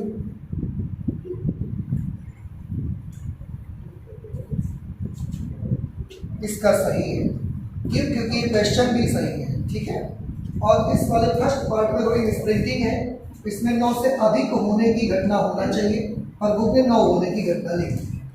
समझ आ गया आपको कि नहीं आया भाई। सबसे अहम चीज जो होती है ना, वो सैंपल स्पेस का बनाना रहता है। और इसके बाद तो कोई ज़्यादा खास चीज़ नहीं है। अब तो एग्जाम्पल लगाए आपने 6-7 कम से कम, और एक्सरसाइज में 10 क्वेश्चन लगा लिए आपने, तो अभी आपको काफ़ी कुछ आ जाना चाहिए समझ में। नोट कर लीजिए, अगला क्वेश्चन करते हैं। देखिए क्वेश्चन नंबर 12 में है, मान लें कि जन्म लेने वाले बच्चे का लड़का या लड़की होना समसंभाव्य है। समसंभाव्य है मतलब लड़का और लड़की दोनों के होने की प्रोबेबिलिटी 1/2 के बराबर है। यदि किसी परिवार में 2 बच्चे हैं, अगर किसी परिवार में 2 बच्चे हैं तो उसका सैंपल स्पेस क्या हो सकता है?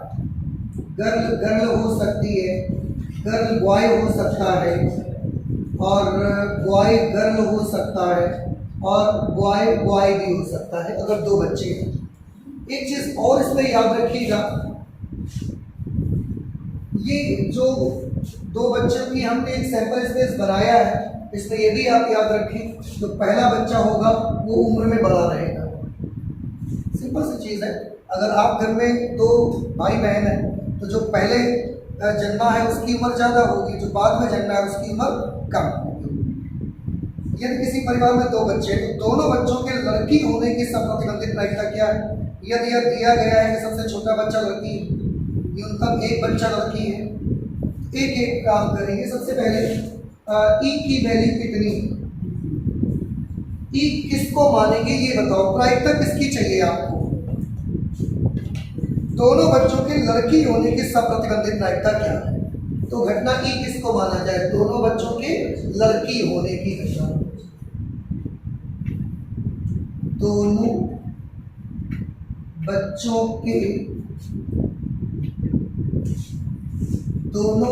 के लड़की होने की घटना। तो ई की वैल्यू क्या मिलेगी बताओ? दोनों बच्चों के लड़की होने की घटना, गर्ल गर्ल, बस यही आएगा, ये की कंडीशन। दोनों बच्चों के लड़की होने की सब प्रतिबंधित प्रायिकता क्या है? जिसकी प्रायिकता पूछी गई उसको हमने ई से लिख लिया, यदि यह दिया गया हो। अब ये चीज 2 पार्ट में है। फर्स्ट पार्ट में एफ के बारे में दिया गया है कि सबसे छोटा बच्चा लड़की है। एफ में लिखेंगे सबसे छोटा बच्चा लड़की है। तो एफ की बताइए कौन सा आएगी कंडीशन इसमें? छोटा बच्चा लड़की है। छोटा बच्चा लड़की मतलब जो बाद में पैदा हो लड़की होना चाहिए। इसमें भी आ सकता है, इसमें भी आ सकता है, बीजी इसमें नहीं आ सकता। इन 2 घटनाओं में छोटा बच्चा लड़की है, ठीक है ना। अब सबसे पहले ई इंटरसेक्शन एफ निकालिए आप। ई इंटरसेक्शन एफ निकालने जाओगे केवल ये आ जाएगा। तो probability of E upon F की वैल्यू कितनी आएगी? Probability of E intersection F upon probability of F. E intersection F, probability of E intersection F, एक ही एलिमेंट है केवल 1 अपॉन, और टोटल कितने हैं 4। फिर एफ में कितने हैं 2 और अपॉन 4। 4 से 4 कैंसिल हो जाएगा, इसकी वैल्यू आएगी 1/2। इसका सेकंड पार्ट देख लीजिए। सेकंड पार्ट लिखा है न्यूनतम एक बच्चा लड़की हो। तो ई और एफ बदलेगा या केवल एफ बदलेगा? केवल एफ बदलेगा। ई तो वही घटना रहेगी ना। एफ क्या है? केवल एक बच्चा, नहीं, न्यूनतम एक बच्चा लड़की है।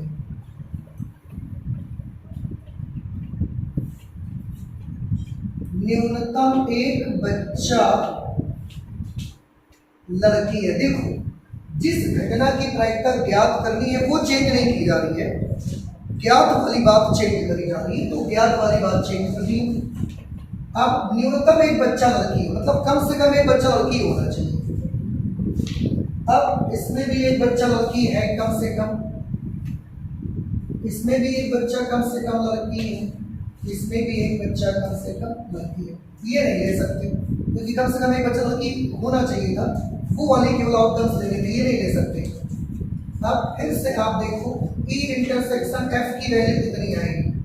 ये ई है और ये एफ, दोनों में कॉमन कितना होगा?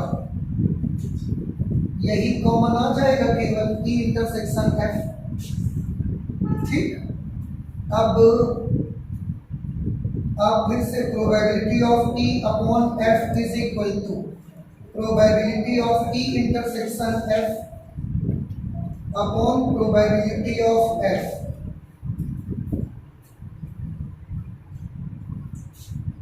ई इंटरसेक्शन एफ में एक एलिमेंट है तो 1/4, एफ में कितने एलिमेंट है 3/4, प्रायिकता आ गई 1/3। 12 नंबर का ये सेकंड पार्ट 1/3 आ गया इसका जवाब। क्वेश्चन नंबर 11 जो छूट गया है उसको देखिए। एक न्याय पासे को उछाला गया है, घटनाएं ई दी गई हैं 1, 3, 5, घटना एफ दी गई है 2, 3 और घटना जी दी गई है आपको, घटना जी है 2, 3, 4, 5। तो निम्नलिखित ज्ञात कीजिए। देखो फर्स्ट पार्ट में आपको मालूम करना है probability of E upon F और प्रोबेबिलिटी ऑफ एफ अपॉन ई। वाह, देखो ध्यान से, इसको ज्ञात करने के लिए क्या करोगे, probability of E intersection F upon probability of F. अब एक न्याय पासे को उछाला गया है, जब आप पासा उछालोगे तो टोटल सैंपल स्पेस में कितने एलिमेंट बनेंगे, 3, 4, 5, 6। अब क्या आप इसको कर नहीं पाओगे, ई इंटरसेक्शन एफ, ई और एफ का इंटरसेक्शन आपको चाहिए, कितने एलिमेंट कॉमन होंगे, केवल एक एलिमेंट 3 आएगा। तो ई इंटरसेक्शन एफ में कितने एलिमेंट आए, एक एलिमेंट आया क्योंकि ये कॉमन हुआ। तो इसकी प्रायिकता कितनी, 1/6, एक आया, टोटल तो 6 है ना। एफ में कितने एलिमेंट हैं, 2 एलिमेंट है, तो इसका कितना हुआ 2/6। आंसर कितना आ गया 1/2। इसी में आपको निकालना है probability of F upon E भी चाहिए। तो probability of F upon E कैसे निकाला जाए, उसके लिए भी probability of E intersection F upon probability of E करना पड़ेगा। F E intersection F, E intersection F में वही प्रोबेबिलिटी आएगी 1/6। ई की प्रोबेबिलिटी, ई में 3 एलिमेंट है तो 3/6, ये 1/3 आ जाएगा।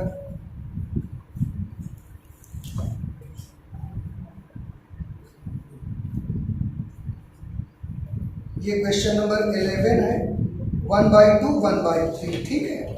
इसके बाद सेकंड पार्ट में आपसे पूछा गया है ई अपॉन जी और जी अपॉन ई की प्रायिकता, ई अपॉन जी की प्रायिकता और जी अपॉन ई की प्रायिकता। तो ये तो आप कर लोगे, जैसे ई अपॉन एफ और एफ अपॉन ई की प्रायिकता वैसे इसकी निकालनी है, आपको निकाल लीजिएगा, ये आपको करना है। थर्ड पार्ट में दिया जा रहा है E union F upon G, probability of E union F upon G, ठीक है। और probability of E intersection F upon G. आप चाहें तो ऐसा कर लेना, जैसे ये लिखा हुआ है, इसको आप क्या कर सकते हैं, इसको आप कर सकते हैं probability of E union F intersection G. देखो ऐसा लिख सकते हैं कि नहीं लिख सकते। अगर इसको ई और इसको एफ माना जाए तो probability of E intersection F करते हैं कि नहीं करते। तो probability of E union F intersection G upon probability of G, मतलब ई यूनियन एफ करो फिर जी के साथ उसका इंटरसेक्शन करो। ई यूनियन एफ करेंगे तो क्या मिलेगा आपको, 1, 2, 3, 5। देखो यहां पर हम आपको दिखाते हैं ई यूनियन एफ, ई और एफ का यूनियन करो, 1, 2, 3, 5। और अब ई यूनियन एफ का जी के साथ इंटरसेक्शन करो, ये जी है, 1, 2, 3, 5, 2, 3, 5 इसमें कॉमन आ जाएगा। ओ समझ रहे हैं, ये समझ में आया कि नहीं आया पहले, ठीक। अब ई यूनियन एफ निकाला तो ये निकला। अब ई यूनियन एफ में जी के साथ इंटरसेक्शन करना है तो ये आएगा। कितने एलिमेंट आए? 3। तो इसकी प्रोबेबिलिटी कितनी होगी? 3/6। जी की प्रोबेबिलिटी कितनी होगी? 4/6। ये कैंसिल हो गया, आंसर आ गया 3/4। इस तरह से 11 का थर्ड पार्ट का ये जवाब आ जाएगा 3/4। रही बात इसका जो सेकंड पार्ट है जिसमें आपको वैल्यू निकालनी है किसकी? Probability of E intersection F upon G. उसको भी आप ऐसे ही डायरेक्ट फॉर्मूले से बना सकते हो। कर पाओगे कि नहीं कर पाओगे? फॉर्मूला क्या बनेगा ऊपर बता सकते हैं? Probability of E intersection F intersection G upon probability of G. E intersection F intersection G, E F और जी तीनों में चीज कॉमन होना चाहिए। कौन है ऐसा? 3 है, एक ही एलिमेंट मिला तो इसकी प्रोबेबिलिटी हुई 1/6 और जी की तो 4/6 आ ही रही है तो आंसर आएगा 1/4। ठीक है ना? ये जरूर आप थोड़ा सा ध्यान रखें। इस एक्सरसाइज में कई मिसप्रिंटिंग मिलने की वजह से आंसर मुझे बार बार चेक करना पड़ता है। समझ आ गया आपको? तो इस तरह से ये आपका 11 नंबर क्वेश्चन हो जाएगा। इसके बाद 12 हमने कर ही लिया, अब 13 नंबर पर आ जाते हैं। ठीक है, नोट करिए जल्दी से। क्वेश्चन नंबर 13 है, एक प्रशिक्षक के पास 300 सत्य असत्य प्रकार के प्रश्न हैं। देखो, सत्य असत्य प्रकार के प्रश्न मतलब ट्रू फॉल्स के क्वेश्चंस कितने हैं उसके पास? 300 सत्य असत्य प्रकार के आसान प्रश्न, 300 सत्य असत्य प्रकार के आसान प्रश्न हैं। इसके साथ इजी भी है ये 300। फिर से मैं पढ़ रहा हूं, ध्यान से सुनिएगा। एक प्रशिक्षक के पास 300 सत्य असत्य प्रकार के आसान प्रश्न हैं, ट्रू फॉल्स हैं और इजी भी है। 300 क्वेश्चन। 200 सत्य असत्य प्रकार के कठिन प्रश्न, सत्य असत्य प्रकार के कठिन प्रश्न है, डिफिकल्ट क्वेश्चन। वो कितने हैं? वो है 200। आगे 500 बहुविकल्पीय प्रकार के आसान प्रश्न। 500 प्रश्न हैं बहुविकल्पीय प्रकार के आसान। बहुविकल्पीय मतलब मल्टीपल चॉइस क्वेश्चंस हैं और आसान है, वो 500 है। तो 500 बहुविकल्पीय प्रकार के आसान प्रश्न और 400 बहुविकल्पीय प्रकार के ही हैं पर डिफिकल्ट है। ऐसा एक टीचर के पास, एक प्रशिक्षक के पास इतने सारे प्रश्नों का कलेक्शन देख लो फिर से, जिसमें से 300 प्रश्न ट्रू फॉल्स वाले इजी, 200 ट्रू फॉल्स वाले को थोड़े डिफिकल्ट है, 500 एमसीक्यूज हैं पर इजी है, मल्टीपल इजी है, मल्टीपल चॉइस क्वेश्चंस बहुविकल्पी वाले आते हैं, और 400 एमसीक्यूज है उसके पास और वो थोड़े डिफिकल्ट टाइप के क्वेश्चन।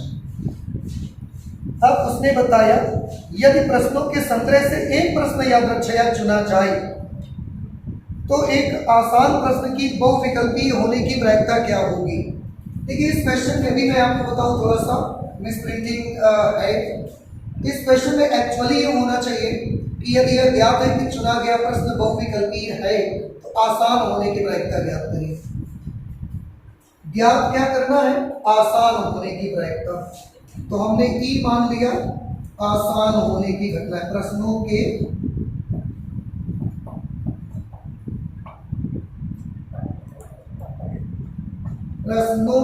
आसान होने की घटना, और एफ हमने मान लिया प्रश्नों के बहुविकल्पीय होने की घटना।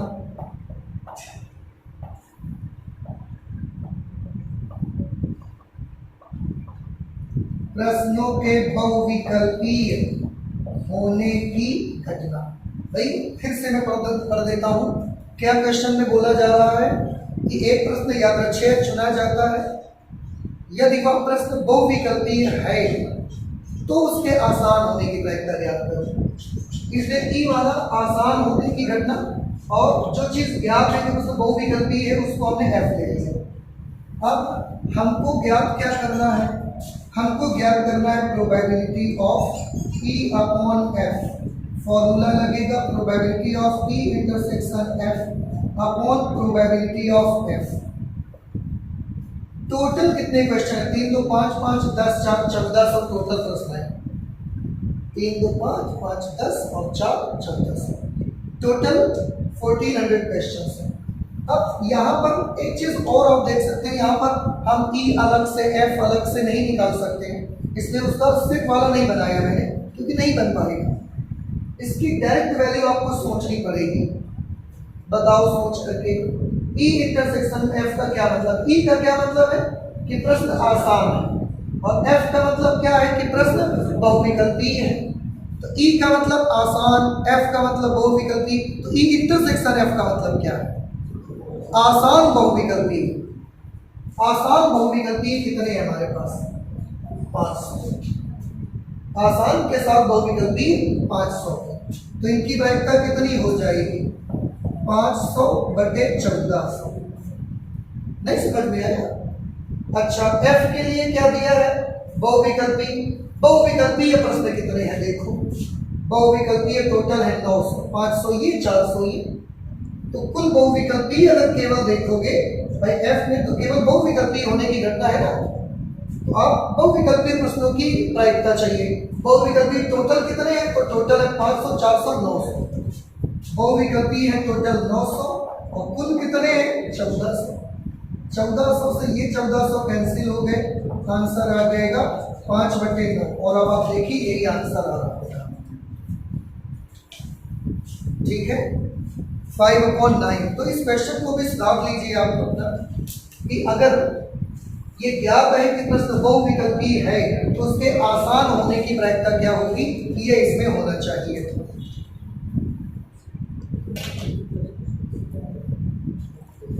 14 नंबर क्वेश्चन देखिए, मैं यहाँ पर लगाता हूँ। बउआ हो, ये बताओ ये समझ में आया कि नहीं आया? आया है? नहीं आया है? आ गया? चलिए 14 नंबर, जब यहाँ ई इंटरसेक्शन एफ आ जाए ना, आप समझ जाओ ई भी और एफ दोनों मिला के लेना है। ई आसान के लिए था, एफ बहुविकल्पी के लिए था, आसान बहुविकल्पी ले लेना है आप। अब आसान बहुविकल्पी 500 ही थे, टोटल 1400, 500/1400 इसकी प्रायिकता होगी। इसकी प्रायिकता ये केवल बहुविकल्पी वालों को ले रहा है, तो बहुविकल्पी वाले तो 900 है ना, 900/1400 लेना पड़ा। 14 नंबर पर आइए, यह दिया गया है कि 2 पासों को फेंकने पर, देखो भैया पासे तो 2 फेंके जा रहे हैं, अगर पासे 2 फेंके जा रहे हैं तो कुल कितनी परिस्थितियां बनेंगी? 36। अगर 2 पासे फेंके जा रहे हैं तो कुल 36 परिस्थितियां आएंगी कि नहीं आएंगी? ठीक। प्राप्त संख्याएं भिन्न भिन्न है। अब देखो, यदि यह दिया गया है कि 2 पासों को फेंकने पर प्राप्त संख्याएं भिन्न भिन्न है, तो दोनों संख्याओं का योग 4 होने की प्रायिकता ज्ञात करिए। क्या आप क्वेश्चन पढ़ के मुझे बता सकते हैं कि प्रायिकता किस चीज की चाहिए? जिसकी प्रायिकता चाहिए उसको ई से लिखिए। उन्होंने बोला दोनों संख्याओं का योग 4 होने की प्रायिकता, तो दोनों संख्याओं का योग 4 होने की घटना हम ई को मान लेंगे, क्योंकि दोनों संख्याओं के योग 4 होने की प्रायिकता हमसे पूछी जा रही है। और जो चीज दिया गया होगा उसको हम एफ से लिखेंगे। क्या दिया गया है पढ़ के बता सकते हैं मुझे? यह दिया गया है कि 2 पासों को भेजने पर प्राप्त संख्याएं भिन्न भिन्न है।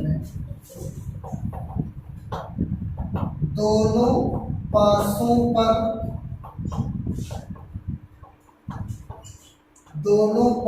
पर प्राप्त संख्याएं भिन्न है, ये हमको दिया गया है, इसलिए हमने इसको एफ ले लिया। अब बताओ ई में क्या क्या लिखा जाना चाहिए? योग 4 वाली सारी घटनाएं आप लिखनी है आपको। कौन कौन सी? 1 3, फिर 2 2, फिर 3 1। बस हमें लगता है और कहीं कुछ भी नहीं किया। तो ये ई आ गया। ई 4 योग है, इन सब में देखो 4 योग आएगा। एफ किसको लेना है? दोनों पासों पर प्राप्त संख्याएं भिन्न है। टोटल 36 आउटकम्स हैं और इन 36 आउटकम्स में 6 आउटकम्स केवल ऐसे मिलेंगे आपको जो डबलेट्स जिनमें मिलेंगे, सेम होगा 1 1 2 2 3 3 4 4 5 5 6 6, बाकी सब अलग अलग ही आएंगे। तो कौन कौन से मिलेंगे अलग अलग?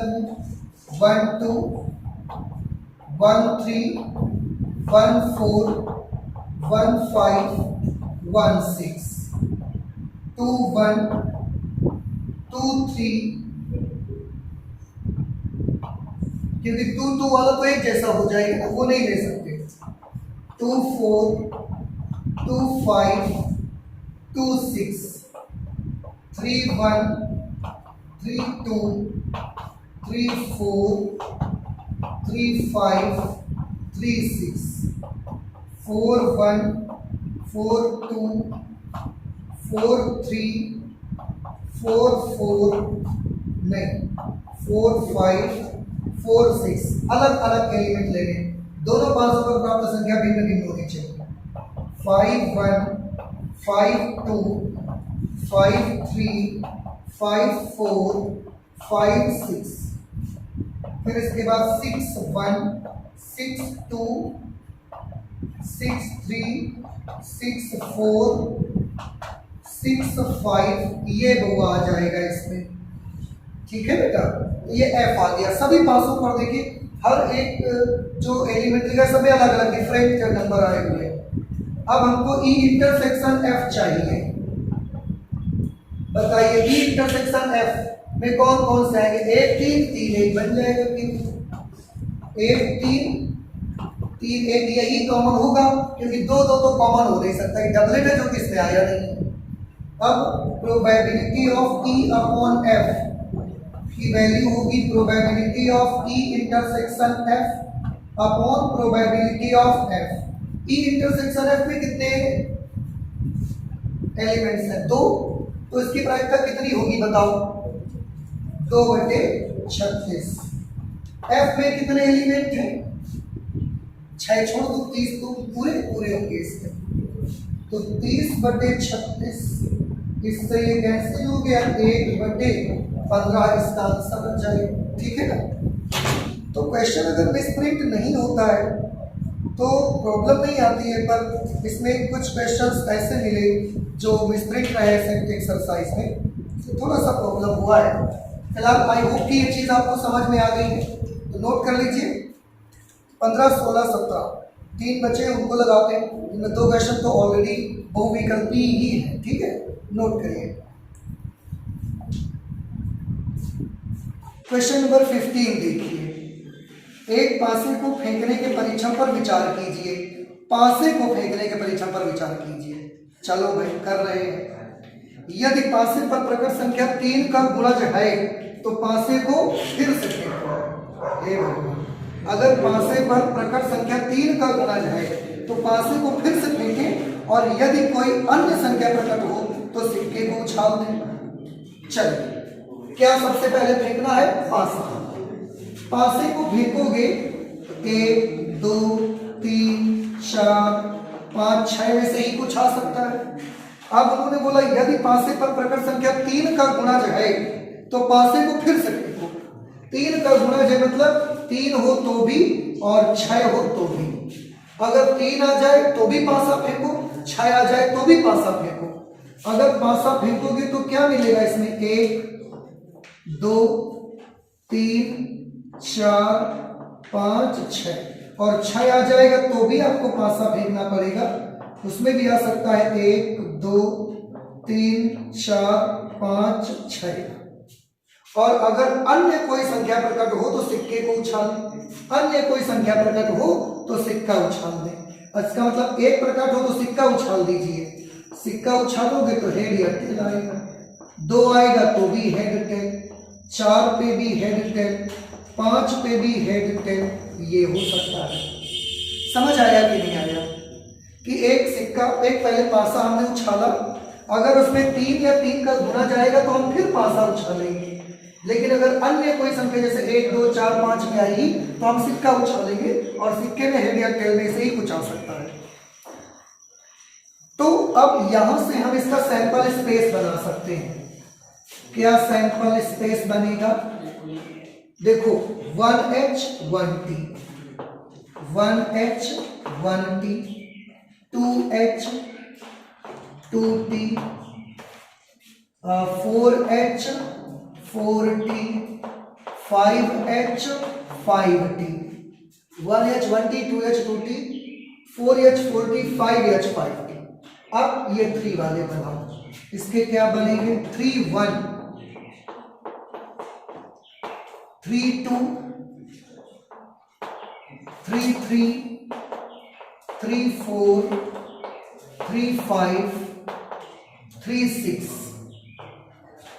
ऐसे इसके साथ भी आएगा 6 1, 6 2, 6 3, 6 4, 6 5, 6 6। इतने सैंपल स्पेस के एलिमेंट मिले आपको। कितने मिले? 1 2 3 4 5 6 7 8 9 10 11 12 13 14 15 16 17 18 19 20, 6 6 12 और 2 2 4 2 6 2 8 12 8 20। ठीक है, ये सैंपल स्पेस में टोटल एलिमेंट्स बने। अब देखना ये है कि ई और एफ क्या होगा। यहाँ पर ई उसको मानना है जिसकी प्रायिकता ज्ञात करनी, और एफ उसको मानना है जो हमको दिया जाएगा। पढ़ते हैं, क्वेश्चन लिखा हुआ है, घटना न्यूनतम एक पासे पर संख्या 3 प्रकट होना दिया गया है। दिया गया उसको कहाँ लिखें? ई में लिखें कि एफ में लिखें? एफ में। क्या लिखें? न्यूनतम एक पासे पर संख्या 3 प्रकट होना। न्यूनतम एक पासे पर संख्या 3 प्रकट होना मतलब दिखना, और ई क्या लिया जाएगा? जिसकी प्रायिकता ज्ञात करनी है। तो घटना सिक्के पर पट प्रकट होने की सप्रतिबंधित प्रायिकता ज्ञात करें। प्रायिकता जिसकी ज्ञात करनी है वो है सिक्के पर पट प्रकट होना। सिक्के पर पट प्रकट होना, इसकी प्रायिकता चाहिए और ये हमको दिया गया है। ठीक है, तो बताइए ई की वैल्यू क्या आएगी? सिक्के पर पट प्रकट होना। ठीक है, सिक्के पर पट प्रकट होना कहां कहां पर? देखो यहां तो सिक्का ही नहीं है। अब सिक्के पर पट का मतलब सिक्के पर टेल का आना। टेल यहां पर आ रहा है, टेल यहां पर भी आ रहा है, टेल यहां पर भी आ रहा है और टेल यहां पर भी आ रहा है। एफ में क्या? न्यूनतम एक पासे पर संख्या 3 प्रकट होना। कम से कम एक पासे पर 3 का आना, मतलब पासे पर 3 आना जरूर चाहिए उसमें। पासे पर 3 आना जरूर चाहिए। तो यहां तो कहीं है नहीं, ये है 3 1, 3 2, 3 3, 3 4, 3 5, 3 6, और एक ये 6 3 भी लेना पड़ेगा बेटा आपको, क्योंकि इसमें भी तो एक 3 प्रकट हो रहा है। कम से कम एक 3 प्रकट हो रहा है। 3 तो आना ही चाहिए, 2 3 आ जाए वो भी ले लो, तो 2 3 वाला भी मैंने लिया है। देखो यहाँ पर कम से कम एक 3 तो मुझे चाहिए। अब ई इंटरसेक्शन एफ निकालो, क्या वैल्यू मिलेगी आपको? ई इंटरसेक्शन एफ कोई है कॉमन? कुछ कॉमन नहीं है, तो ये तो आ गया 5, तो इसकी तो प्रोबेबिलिटी 0 आ जाएगी। फिर तो 15 नंबर, क्वेश्चन नंबर 15 का 0। ठीक है, इसलिए probability of E upon F is equal to probability of E intersection F upon probability of F, और ई इंटरसेक्शन एफ की वैल्यू 5 है, इसका मतलब इसकी प्रोबेबिलिटी कितनी होगी? 0। अब 0 अपॉन कुछ भी कमान 0 ही तो आएगा, तो इसकी 15 नंबर पे जो प्रोबेबिलिटी आएगी वो कितनी आ जाएगी? 0। इतना सब करने के बाद 0, अच्छा, अब ये बताएं, question number 16, probability of A है 1/2 और प्रोबेबिलिटी ऑफ बी है 0। तो probability of A upon B का फॉर्मूला क्या होगा?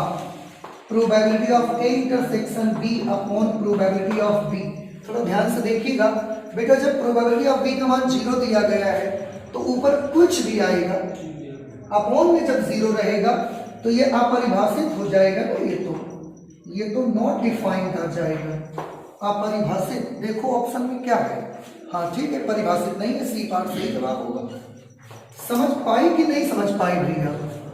17 नंबर पे देखो, यदि ए और बी दो घटनाएं इस प्रकार हैं कि probability of A upon B is equal to probability of B upon A. Very simple question, we are given that probability of a upon b is equal to probability of b upon a, लेकिन उनके मान 0 नहीं है, तब इनमें से कौन सा सही आएगा? देखो ध्यान से, इसको क्या लिख सकते हैं? Probability of a intersection b upon probability of b is equal to probability of a intersection b upon probability of a। a intersection b करो या b इंटरसेक्शन a करो, सेम वैल्यू आती है, दोनों मैंने सेम लिख दिया, इससे ये कैंसिल हो जाएगा। प्रोबेबिलिटी ऑफ बी की वैल्यू प्रोबेबिलिटी ऑफ ए की वैल्यू के बराबर आएगी। देखो कहां पर आ रही है, डी पार्ट सही जवाब होगा। इस तरह से ये 17 नंबर क्वेश्चन हो गया और आपकी एक्सरसाइज 13.1 कंप्लीट हो जाती है। ठीक है, तो आज हम लोग प्रोबेबिलिटी में इतना ही रखेंगे, आगे और भी बहुत सारी चीजें पढ़ेंगे। एक्सरसाइज 13.2 के आगे जो हमारे एग्जाम्पल्स थे उनको लगाएंगे, फिर एक्सरसाइज 13.2 सॉल्व करेंगे। ठीक है, तो चलते हैं, मिलते हैं फिर अगली क्लास में। Thank you.